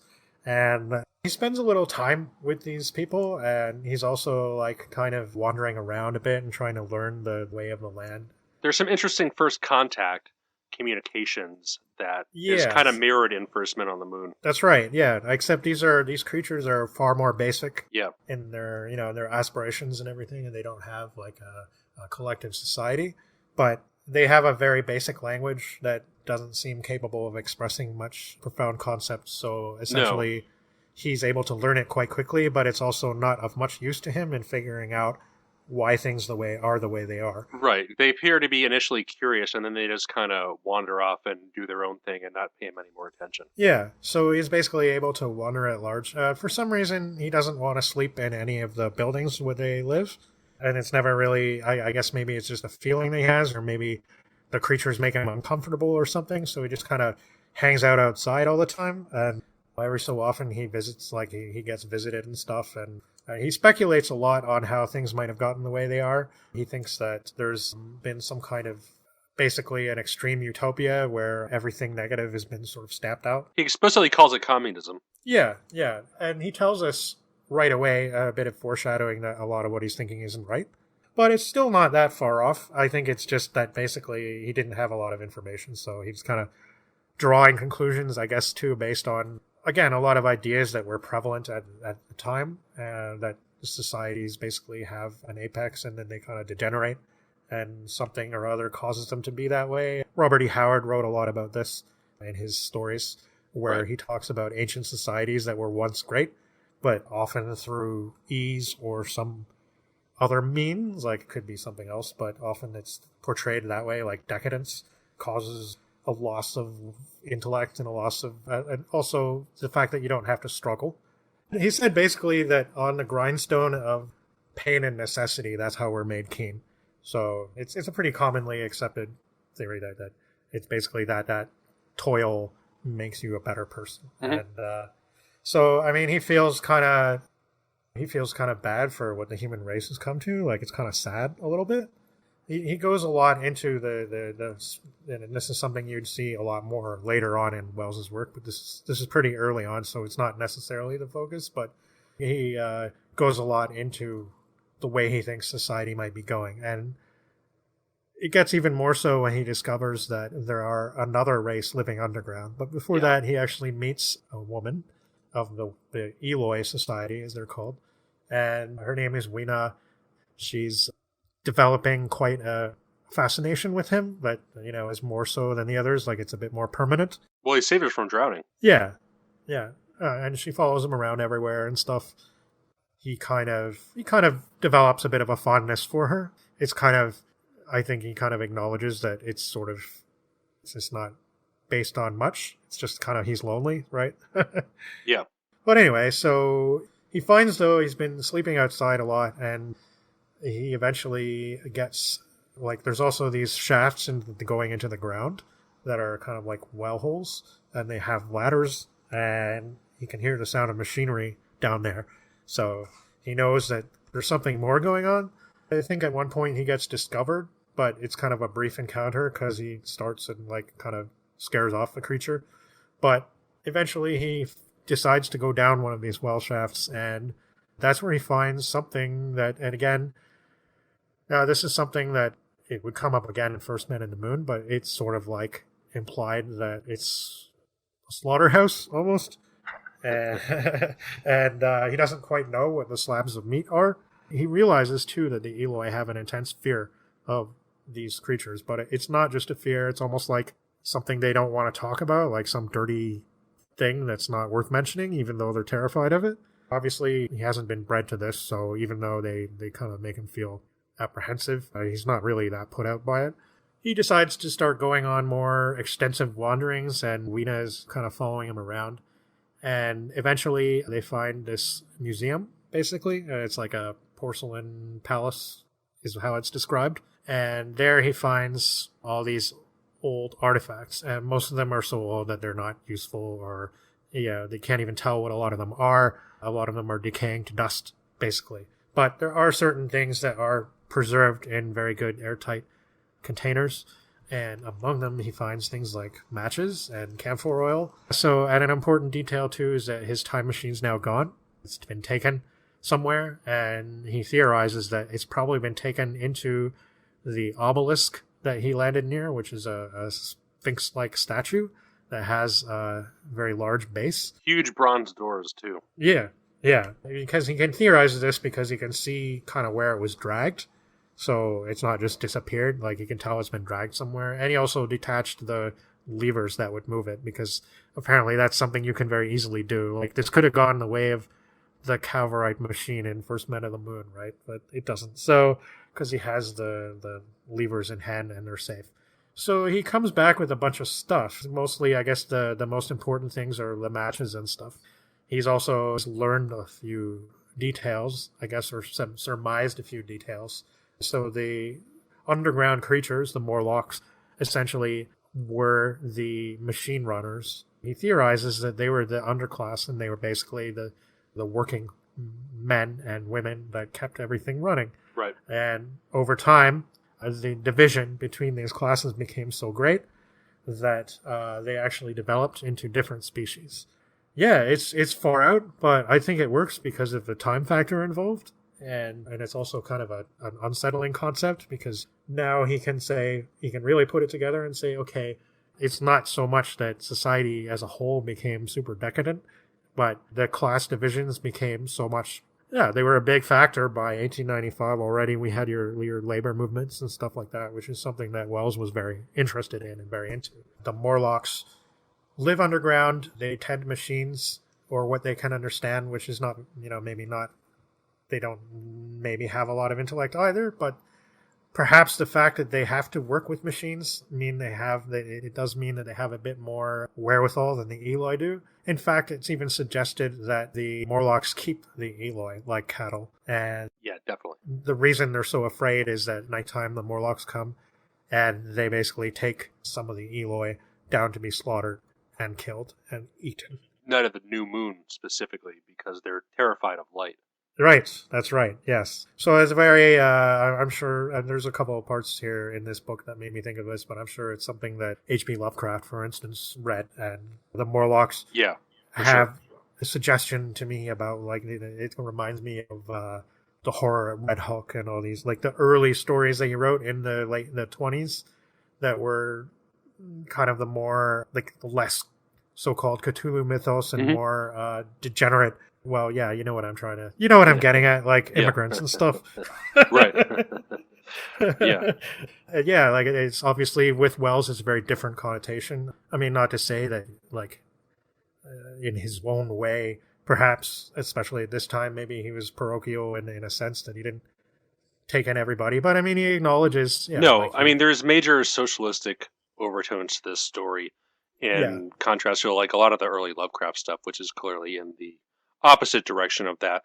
But right. With the Morlocks and the Eloi, it's a clear trope that evolves from after this of the almost utopian overworld who's oppressing the workers of the underworld, who are living in these like dismal conditions where the upper class has all the benefits of being on the outside and access to all this gorgeous architecture, where everybody down below was living in these like rotted decay of old machines and stench and filth of being below the earth. And even though the Morlocks here are clearly not portrayed in a sympathetic light at all, I mean, they come out at the new moon when there's no light to prey on flesh, and they're cannibals, clearly. Or, well, maybe they don't consider it that way because they probably think of the Eloi as being beneath them, right? Yeah. So it sure does seem that way.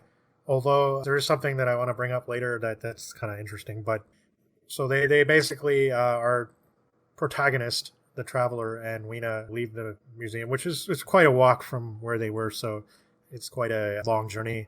At this point, the time traveler is kind of on fumes, like he's had no sleep for a long time, and because they wanted to make this journey, he wants to avoid being still at night, basically, and falling under the, like, perhaps being a victim of the Morlocks, which ends up sort of happening anyway because he can't help but fall asleep. So the Morlocks, there's a fight scene, which I noticed again. It's sort of similar to the first Men in the Moon, but a lot more horrific, I guess.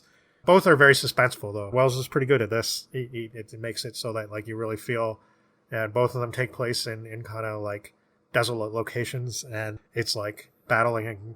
Even though in both cases, our protagonist kind of bests their opponents quite easily, it still has this dread about it and also a sense of suspense. So It's pretty good, but basically he sets fire to a bunch of the forest that he's in. And of course the Morlocks, even though they have some knowledge of tending machines, they have no knowledge of fire, apparently. And so they're kind of both running for their lives and scared, like, of the fire in general. During this time, Weena apparently gets killed. It's actually kind of unclear, which is something I didn't remember. Yeah, I didn't actually remember this from my previous readings of this book, but it's never really explained what happens to her. She's just sort of gone. I guess it could be that Wells just didn't want to describe the horrible thing that happened to her. Yeah, the Traveler speculates she might have gotten eaten by the Morlocks or consumed by the fire. Yeah, but it's one or the other. The Traveler just leaves, so it's pretty bad. He's several hours removed from whatever happens to Weena. Right. Maybe she got away, maybe she perished in a terrible fashion. But the Traveler just leaves. Yeah, I mean, he had thought about taking her with him, so he's obviously attached to that point, but I guess as he realized there's nothing he could do, and he just sort of abandons her, but yeah, what was he going to do, really? I mean, it's had to be this way, I guess. But yeah, it's kind of sad. She's just gone. He does make it back to his previous location, fantastic Sphinx statue, which is now open. So, another thing, he gets a crowbar, which is like a giant lever from an ancient crumbling machine. So he's hoping to bash the thing open so he can get to his time machine. But it's open, and so all that was for nothing, basically. Like, yeah, he got matches, though. I guess that's good, but, like, yeah, it was kind of frustrating for him, I'm sure. But he's glad to see his time machine, so he goes in, and sure enough, it's a trap. So the Morlocks try to get him one last time. But he's able to get away on his machine. He probably, like, wants to get home, but he probably just attaches everything in a hurry because he really has to, like, he's really fighting for his life in the end there because they're almost on him. So he ends up going, like, way far into the future. First, I think he speculates like 30 million years, something like that? Yeah, that there's two stops, basically. And one is, this is chapter 11. This is what I call the Lovecraft chapter because this is where it really comes out. He goes to these end of the world, dying earth kind of landscapes. There's one that's a beach, and it's like a beach with no surf, and the stars have changed, and the constellations are different. And there's something about the moon. I think there is no moon. Yeah. It's really wild part of the book. Yeah, it's really like this cosmic... It's a huge break from like everything that came before it. Right. It's very different from Wells' normal style because it's definitely feeds into the cosmic uncanny feeling a little bit. Yeah, for sure. But there's a lot of time travel stories that do this. So, like, again, this is setting the tropes for a lot of different things. Yeah. A lot of stories with time machines will feature a trip to the end of the universe or something like it, so that either by accident or by design, it's usually somebody finds something really bad there. Like, it's usually you don't want to go that far ahead because you don't know what you could discover, and it might not be good, right? Everybody's pretty much, even the Heinlein story, by his bootstraps, has hints of this. Doctor Who's done this a couple of times. I can't think of other examples right now, but there's definitely some out there where it's like, yeah, the further you get forward in time, the more alien things get, and the more, it's those weird geometries that might break you, right, if you get too close to them, because now we're getting so far away from the things we know. So first, he gets kind of attacked by giant crabs. They're like huge, like massive Roger Corman type crabs that go after him. And again, it's quite Lovecraft style, like terrible sea creatures, right? I was thinking of the Mocker from Doctor Who. Oh, yeah. Yeah, that too. So again, he has to get away even further into the future. Now, not like the water is now gone. It's this desolate place where it appears to be snowing. There's some speculation about what would happen to the sun late in the history of the solar system, basically, and how that would interact with the planets. Again, it has this kind of dying Earth feeling to it. Reminds me of also like Clark Ashton Smith and Jack Vance and how they talked about like what things would be like towards the end of the Earth. But here, there's no life, except it seems like there's this blob of tentacular protoplasm, like sort of flopping towards him. And it's kind of hinted that like that kind of is ultimately what life comes to. And in a sense, reminded me of like life at the formation of the planet. Oh. The end of the planet being similar to the beginning of the planet, of this Right, brutally right. harsh, I was going to say that. inhospitable atmosphere that, right. like, And the everything life just like that's this. there is very primordial. Yeah. Like it might be a giant single-cell Right. organism, right? Right. And yeah, like that's so that was really, I don't know, like I like that chapter a lot. There's an additional part that was in one edition, an early American edition of the book that I think is not as good. Like it's another stop basically. Yeah. Like so they cut that part out. It has these weird gray like frogmen type things or something. Yeah, there's like giant centipedes and stuff too. Yeah. It's whatever. Like I mean, it could have been. It doesn't even seem quite written as atmospherically as the other parts, so I can kind of see why it was taken out. It's really short. In a standard edition, I would imagine it would take up no more than like 3 or 4 pages. Right. Yeah. It is pretty short, and it's not necessary. So, but eventually, the protoplasmic blob, I guess, doesn't move very fast, so he's able to screw on his levers properly and make it backwards. And he has a long way to go. But as I said, the machine like kind of accelerates the faster it goes. So it's kind of, considering its very analog nature, it's kind of amazing that he manages to arrive in the right time and place. Right. But especially down to the day. Yeah. So he gets back home, and that's when he tells the story. Right now, the next day, our narrator returns. He also has, by the way, I should also mention that Time Traveler has brought back some flowers. So that's his proof, basically. He's brought these desiccated flowers from the future, and they're not like any known flowers. So you can tell that there's something weird about them. So our narrator, presumably Herbert Wells, is drawn to this. Like he kind of, I don't know if he really believes it, but he's kind of affected by it. So he comes back, and there's kind of this bond moment between him and the traveler, and he's kind of like, "Oh, you want to believe?" And he basically says, "Just give me a minute. I'm just like going to do something quick." And he goes into his laboratory, and there's like a sudden noise and a flash, and he's not there anymore. Yep. And in fact, he never comes back. And at the end of a book, it's been like 3 years. Yep, and 3 years later. Him. So it's, like he could be going anywhere at this point. And he went. The machine doesn't actually move much in space. So there's some interesting things too. Like another thing somebody brings up early on is, what if you, like, your atoms merged with the atoms of another object? Wouldn't that be really bad? Yeah. And they're like, yeah, it would. It would be like The Fly, right? But that doesn't happen. So, I mean, there's definitely though a sense that it is dangerous. Like it's not like it's done written in a way that makes it seem like you wouldn't necessarily want to go on these journeys because it might be unsafe. Yeah.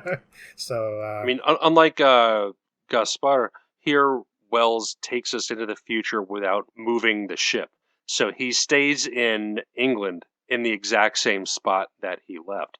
So around him is this weird utopian society, but there's decaying English monuments around the countryside. And presumably, if you go too far into the future, the continent could like break apart, be in the middle of the ocean or inside an active volcano or who knows what. Whereas in Gaspar's time ship, they go to ancient China, they go to Italy, because they're circumventing the Earth and it's time by like going around the atmosphere, whereas Wells' device, the physics of it aren't really explained. It just kind of goes forward and backward with a lever, but it doesn't really move anywhere in the regular 3 dimensions. It's only a 4th dimensional ship. Yeah, I mean, it's hinted that it kind of sways around a bit and like it jostles. Yeah, because I guess it's kind of suggested that the 4th dimension, which is time in this book, it's a sort of angles to the other 3, so you kind of get through it by bending space in some way. Yeah. Again, it sounds like a very 21st century pseudoscience explanation of time travel, pretty much. So, yeah, I mean, and there's a lot of things developed here. It does definitely tie into a lot of the obsessions of the time, like I mentioned with the whole social Darwinism aspect, but also like the submerged world. Yeah. Where, like there's even something, I didn't actually end up looking much into this, but something that was mentioned in one of the introductions was Benjamin Disraeli. Do you know much about him? No, not really anything at all, actually. Okay, yeah, well, apparently he wrote this, it was not fiction, so, I mean, we are getting to, we will be talking about some Hollow Earth type stories and stuff. But I think he was looking at this from more a social angle, and Wells probably picked up on that. And Right. he's just talking about the submerged world being the Yeah. underclass. Right? The Like Hollow being the Earth people. thing was like a huge deal for a while, and it's one of the 19th century tropes that really drop off in the modern era, and we'll be getting into more on that in a later episode, but it takes the Hollow Earth trends and attaches a social class element to it. Yeah. And while the Morlocks aren't portrayed as being sympathetic at all, they're clearly portrayed as being the underclass, oppressed class. Yeah. And So that brings me to something. I mentioned Soul of a Bishop earlier. So this is a quote from Soul of a Bishop in 1903. So this is 8 years after The Time Machine. And this is actually something very cheeky that Wells did. This is coming from a labor movement spokesman. So I think he's haranguing an audience. Like I said, I haven't actually read the book yet, but it does sound very interesting, so I would like to. It comes to me via science fiction critic Brian Aldiss, who has a lot to say about Wells and various other figures, both dismissive and otherwise. He really likes Wells, though, and so do I. But this quote from Soul of a Bishop goes like this. There's an incurable misunderstanding between the modern employer and the modern employed, the chief labor spokesman said, speaking in a broad accent that completely hid from him and the bishop and everyone the fact that he was by far the best read man of the party. Disraeli called them the two nations, but that was long ago. Now it's a case of two species. Machinery has made them into different species. The employer lives away from his work people, marries a wife foreign, out of a county, family, or such like, trains his children from their very birth in a different manner. Why, the growth curve is different for the two species. They haven't even a common speech between them. One looks east, and the other looks west. How can you expect them to agree? Of course they won't agree. We've got to fight it out. They say we're their slaves forever. Have you ever read Lady Bell's At the Works? A well-intentioned woman, but she gives the whole thing away. We say no. It's our sort, and not your sort. We'll do without you. We'll get a little more education, and then we'll do without you. We're pressing for all we can get. And when we've got that, we'll take breath and press for more. We're the Morlocks, coming up. It isn't our fault that we've differentiated. So there's Wells referencing his own work, which, again, like I said, it seems like a very cheeky thing to do. It's a very modern Right. thing to do. But I think by then he realized that The Time Machine was a very popular book. Yeah. And he was able to get away with the analogy and make it work. Again, I don't know entirely the context, but I think it's pretty cool. And it, in fact, shows that perhaps he's more sympathetic to the Morlocks than you might at first think. Right. You know, and that's something that comes out, especially later in his work, because he does really get on the social consciousness angle as he gets older, pretty much. Mm-hmm. So that's The Time Machine, and it's indeed a very special book. There's a movie version. There's actually two movie versions. Yeah, there's several. There might be more than two. Yeah, there's a TV production from the 70s and maybe another TV production or two, but I think the big films are the one from the 60s and the recentish one from like 2002. Mm-hmm. I think it was, 2001 or 2002 or something. There's also radio plays, modern and old. There's a couple of newer ones. Big Finish did a whole bunch of Wells plays, so they actually did both First Man in the Moon and The Time Machine. The movie from 1960 is actually how I first became introduced to the story. That is actually my first exposure to H.G. Wells. So I probably could have mentioned that when we were talking about our early time travel experiences, because I think I was quite young. Probably wasn't older than 9 when I saw the film. So, and I remember watching it with my dad. Just interesting that he is a part of a lot of these early experiences for me, because he's not really a science fiction fan at all. But I guess he could just kind of see that I was getting into it. So he's like, hey, well, check this out. And he wanted to, foster thought, I suppose. Sure. As some parents do. So, yeah, did you get a chance to watch that film? I skimmed through it briefly just to look at the sets and the creature design, which are pretty cool, I have to say. They seem to soften the plot a bit. Yeah, for sure. They make the Luina thing a lot less weird. Like they Right. I think she even talks. Yeah. Like she learns a bit of his language. So Yeah. it's different, but it does follow all the beats of the book pretty much. Yeah. The social, like the social speculation is not really there, but at the same time, it's sort of implied. The book definitely gets into it a lot more because like once the time traveler goes, into the future, like the whole framing device is abandoned till the very end. So he doesn't really so there's not really a lot of his theories and stuff like that. But that actually works in the film's favor because it's not so talky and it's actually got quite an atmosphere to it. The part in the Eloi/Morlock society, like there are some very atmospheric parts there, like where he goes into the old abandoned place and sees all these old relics and stuff. Like it's a bit, I don't think it looks quite as, the book portrays it as this was all so long ago, right? Yeah. Like it's sort of, I think they want to just show you more in the movie, right? So it's kind of like less crumbling to dust, more like abandoned.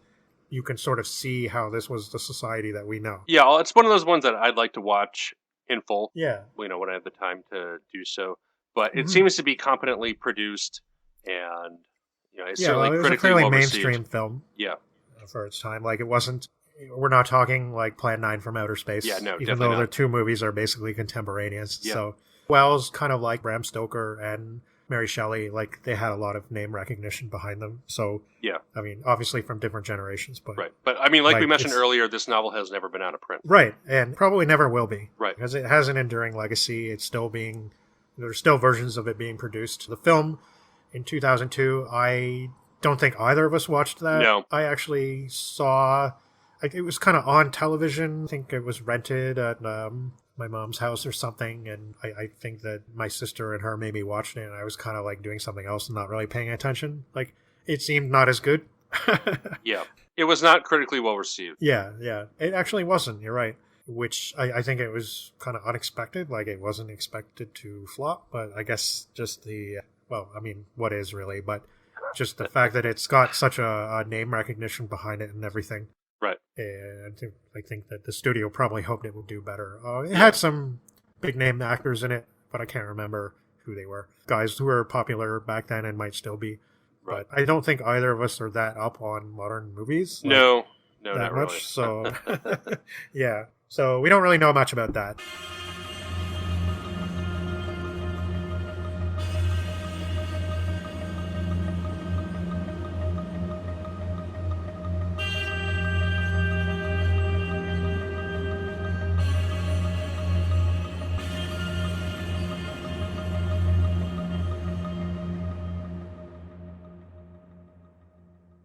What we do know about is the demo version of The Time Machine. Yes. Which was a story called Necronic Argonauts, published in 1888 in 3 installments in a school science journal, which is... Yeah. I'm kind of curious to what the initial publication was. Like, if it was just like the school newsletter that Wells taught at the time, or what the distribution of that was. Yeah, I don't think it had much. Yeah, I don't think so either. This is very early effort from him. Yeah. He specifically talks about being influenced by Nathaniel Hawthorne a lot at this time. And that kind of does come through. Yeah, I would say absolutely. Yeah. There's another story that he wrote, not too, like, it's another really early one, and it's called The Cone, and he said that one also has a lot of Hawthorne resonances, but I haven't read that. But Wells, being a person that wrote a lot of stuff to the level that many modern authors would be envious of, probably. Yep. Even though it's a thing now for people to write a lot about their experiences and themselves. Like, look at somebody like Stephen King. Like, he writes a lot about writing. Like, yeah. He doesn't hesitate to document to you the process. And he's pretty good at it. Like, he's chatty and fun. But, like... his book on writing is great. It's better than a lot of his fiction I've read. Yeah, I've seen excerpts of that, and it seemed good. And also there's that book, Danse Macabre, where he talks about his experience with, like, horror fiction and stuff. And, yeah. And so that's pretty good. He's a man who's never hesitated to name the people that inspired him, and he does a lot to try to push the names of both older and younger writers. He's very well read, too, which I think is cool for somebody like him who really sticks to mass appeal genre work. Yeah. And he's always, I don't know, like he's had time periods where he's kind of resented his mass genre status. But Yeah. yeah, he's a bit of an interesting parallel Yeah. to Wells, because Wells No, made for him sure. he would probably like that his social criticism was more popular than his early books. And yeah, he'd never totally abandoned science fiction in a sense, because books like War in the Air and The World Set Free and Shape of Things to Come and so on, they're still science fiction stories. But Right. yeah, it's a very, very, very focused on his social commentary. So he would like to have made a difference in that sense. So maybe he'd be a little bit annoyed. But in this story in 1888, he was writing in a very different style. I'm not going to read the whole quote, but he really came down hard on this story. Like, he didn't like it. In fact, which is a shame, because I really did. I really like this. Yeah, it was very well written, and especially at the start, he has some very fun things to say. Like, it's kind of humorous. It takes place in the village of Lydwyd in Wales. Right. So instead of Hawthorne's gloomy Massachusetts, we get gloomy Wales. Yeah, gloomy Wales, very ignorant village. Calvinist. Yes. And they want to... I thought this was cool because it really reminded me of, like, Hammer movies and stuff. Yeah, for sure. So there's this old decrepit house, which Wells said it would be decayed if not for the fact that other creatures basically used the space. Yeah. So it's kind of like a very Wellesian aside, where it's like, you're not thinking broadly enough. Think of how everybody else uses this. Right. Like, but this old house where this person apparently died in mysterious circumstances and is kind of cursed. So one day this guy shows up on a train with his case full of stuff, and he kind of makes his home in the house, and he doesn't seem to care that it's falling apart, and he just, like, he has all this bric-a-brac that he keeps ordering, and there's, like, boxes and parcels of scientific apparatus and different things that are showing up, and the people in the village are commenting on this. They think he's some kind of warlock. There's actually been some, quote, evidence, quote, of this, something that looks like grave robbing, and also a mysterious light during one of their Calvinist festivals, which is just the electric light that the professor, whose name is Nebogipful, by the way. Nebogipful. The names in this are very humorous. It's something else that Wells would probably drop later on. He's got, I shouldn't imply that he's humorless, because he really isn't. He really does have a sense of humor that comes out in a lot of his stuff, but definitely less so in the Time Machine than this. Yeah, like, this is kind of, the names are funny. I don't know, and again, maybe this is one of the reasons why he came down on it a little bit, but his depiction of Wales is this really, like, parochial kind of backwards place. Like, maybe he wasn't too comfortable with that later. No, I can imagine not, because it does get very down on the local lower class, portraying them as, like, ignorant people who are thinking everything is witchcraft. And I mean, that's where the Hawthorne really comes in. Right. But, I mean, I think both Hawthorne and Wells would have a broader conception maybe at some point and be like, yeah, that's not... Wells, I think, was probably somebody who felt a lot of sympathy for the folk there, right? Right.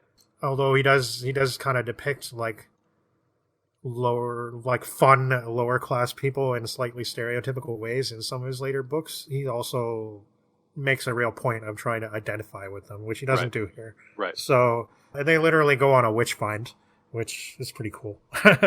And so there's lots of burn the warlock. Yeah. He is making a great deal of noise. Yeah, he is. He has a steam-powered saw, and it's really loud, and it sounds like a creature moaning in pain. Yeah. So, it's they don't like that at all in Lydwyd. The Reverend of Lydwyd is actually... Yeah, he's not a bad sort. He's actually probably the smartest person in the town. He does a lot of reading, although he thinks that he's a bit too into fiction, maybe. It's kind of a funny aside, too. But he actually wants to get to... Because he can tell that there's something, like, that it's going to be soon. Like, even one of the townspeople dies mysteriously when he's, like, across the road from the house. So, like, it's really looking bad for Dr. Nebogipful. The Reverend actually has this idea that he wants to warn the professor, that he wants to tell him that, like, there's going to be a posse coming against you, and I can't do anything to stop it. He shows up at the falling apart house, and we get kind of, this is the part that slightly resembles the Time Machine. first Professor Nibogitful is not there. Then he kind of shows up mysteriously on this weird DIY platform contraption thing. Then we get the whole speech about the dimensions and stuff. I guess the Doctor sort of takes a liking to the Reverend. Now, this is something that, again, Wells points out in his biographical oeuvre, that the story was unfinished. And it definitely comes across that way. Yep. Because the way that the story is structured, like we start with the mob kind of being assembled because of the circumstances. Then we go back in time a bit to how the Reverend goes to warn the Professor. There are certain details that are just not filled out very much. The Reverend is there when the mob breaks into the house. And Nibogipful, he might be a Don Sindolfo type figure in a sense, because he seems a bit roguish and a bit possibly mad. He seems a bit more benevolent at first, but given that the Reverend turns up shortly afterwards, looking the worse for wear and babbling about crimes and murders and the abduction of... Yeah, it doesn't seem like they were up to very good things. No, like, at first it seemed like the Professor wanted to be friends, but it almost seemed like they got into a fight and, like, he just kind of took him back and left him there. Right. Maybe. And he's, like, babbling about crimes and murders and the abduction of a child in the year 4000. Like, what is this? So none of this stuff is gone into. What happens is the Reverend ends up dying. Like, we don't really know it's how. It's like 2 weeks later. Yeah, like, he ends up dying after he gets back home. And the rest of it's just saying, well, when the mob showed up, the Reverend realized that now his life was in danger. So he ended up traveling with the Professor. But by this point, they were already probably at odds because the Professor basically admitted he murdered somebody. Yeah. Because the first time he took the machine into the past, and he ended up in the house where there's, like, again, he didn't move in space. So he was in the house where this family was, like, reading the Bible and being pious Calvinists, and this figure shows up out of nowhere, and there's a fight. And he ends up, like, stabbing the father and the family to death. He claims it was self-defense, but, that's pretty dubious.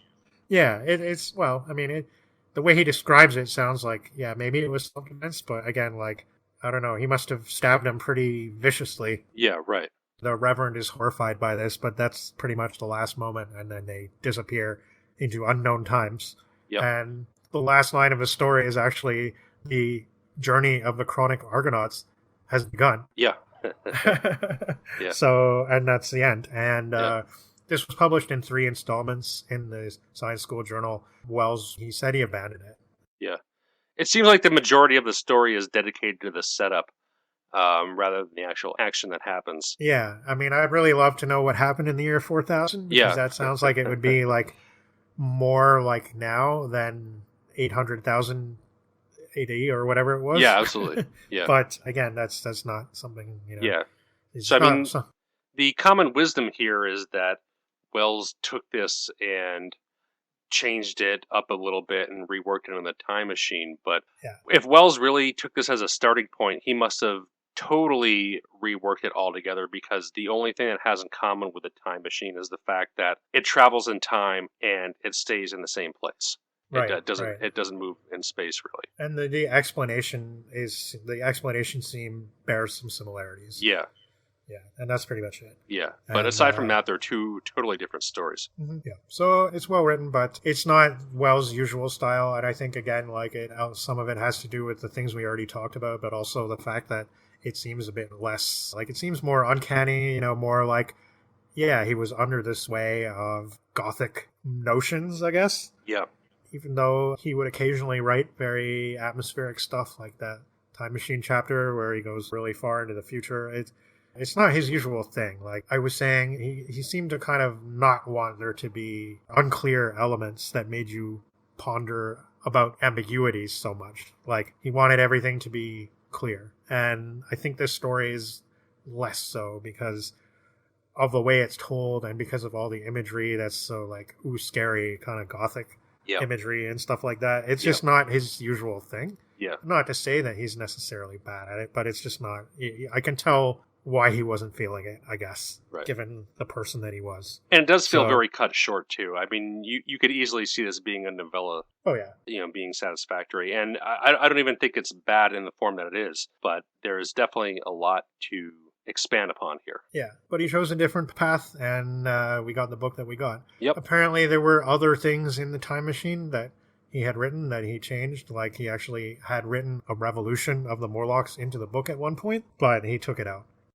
Interesting. Brian Aldiss says, and he's actually basing this on things Wells said himself, because Wells could be a little bit cheeky, and he had a lot of important ideas, but he was also very, very self-deprecating. So he would say things like, everything I write, and like, I'm not a very good writer, everything I write is done in a hurry, and I realized that I could polish a lot more. He'd say that, and he'd be like, basically, I can imagine why he would say that, because it just seems like he was so busy, right? Like, all the writing that he did, all the social work that he did, and the traveling, and all this different stuff, how did he find time for all this? Right. Meanwhile, he was like polyamorous too, you know? Oh, yeah. Like, it just... So he basically said this, but the Time Machine reads, it perhaps is an exception, and maybe some other of the early work is an exception, because he had probably a lot to prove at this time. So the work was gone over like several times before it was ready. And so that's why you have all these different versions of the Time Machine. As well as the Revolution. There was something else. Right. The H.S. Wells version of the Time Machine. Yeah. Yeah. So, I mean, and there was other things that got abandoned too, that I read a bit about. But again, they were examples of paths not taken. So, it's interesting, because later on, when you're an established writer, I guess sometimes you get the feeling, and again, like, this is something that you can say about somebody like Stephen King, that they can basically write anything they feel like, and they're not going to get a lot of pushback for it. So, and they're still going to sell a lot of copies. I think the later Wells is really interesting, and I'm looking forward to getting into the non-science fiction books, which I definitely plan to do at some point. Yeah. Just because I haven't any experience with them really yet, but it's probably, most people say that there is a good reason why the early work is more venerated, I guess. So we'll see. But I'm looking forward to War in the Air, which is one that we're actually going to talk about later on an episode. That one was written in 1907 or 8 or something, I think. Anyway, we'll get to that. What about our next episode? What are we going to get to then? Before we get into that, a brief note about this episode. We said last time that we are going to cover Hans Christian Andersen's In 1,000 Years. And while we read it, it didn't really fit with the theme of this episode, so we decided to cover that later. So with that said, for our next episode, we're going to be talking about automatons. Yes. For the main novel next time, we're going to be covering The Future Eve by Auguste Villiers de la Isla Adam.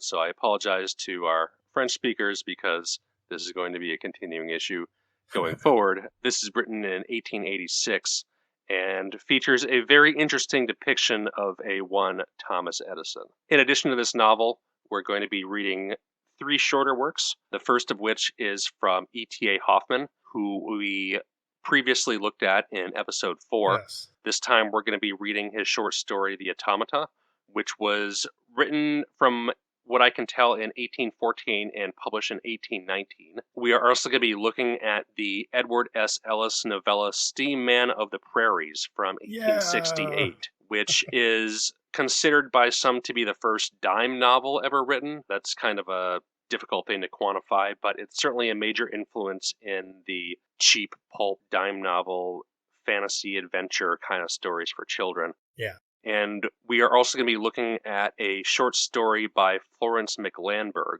called The Automaton Ear from 1876, which examines construction of a sense. In particular, this one is hearing.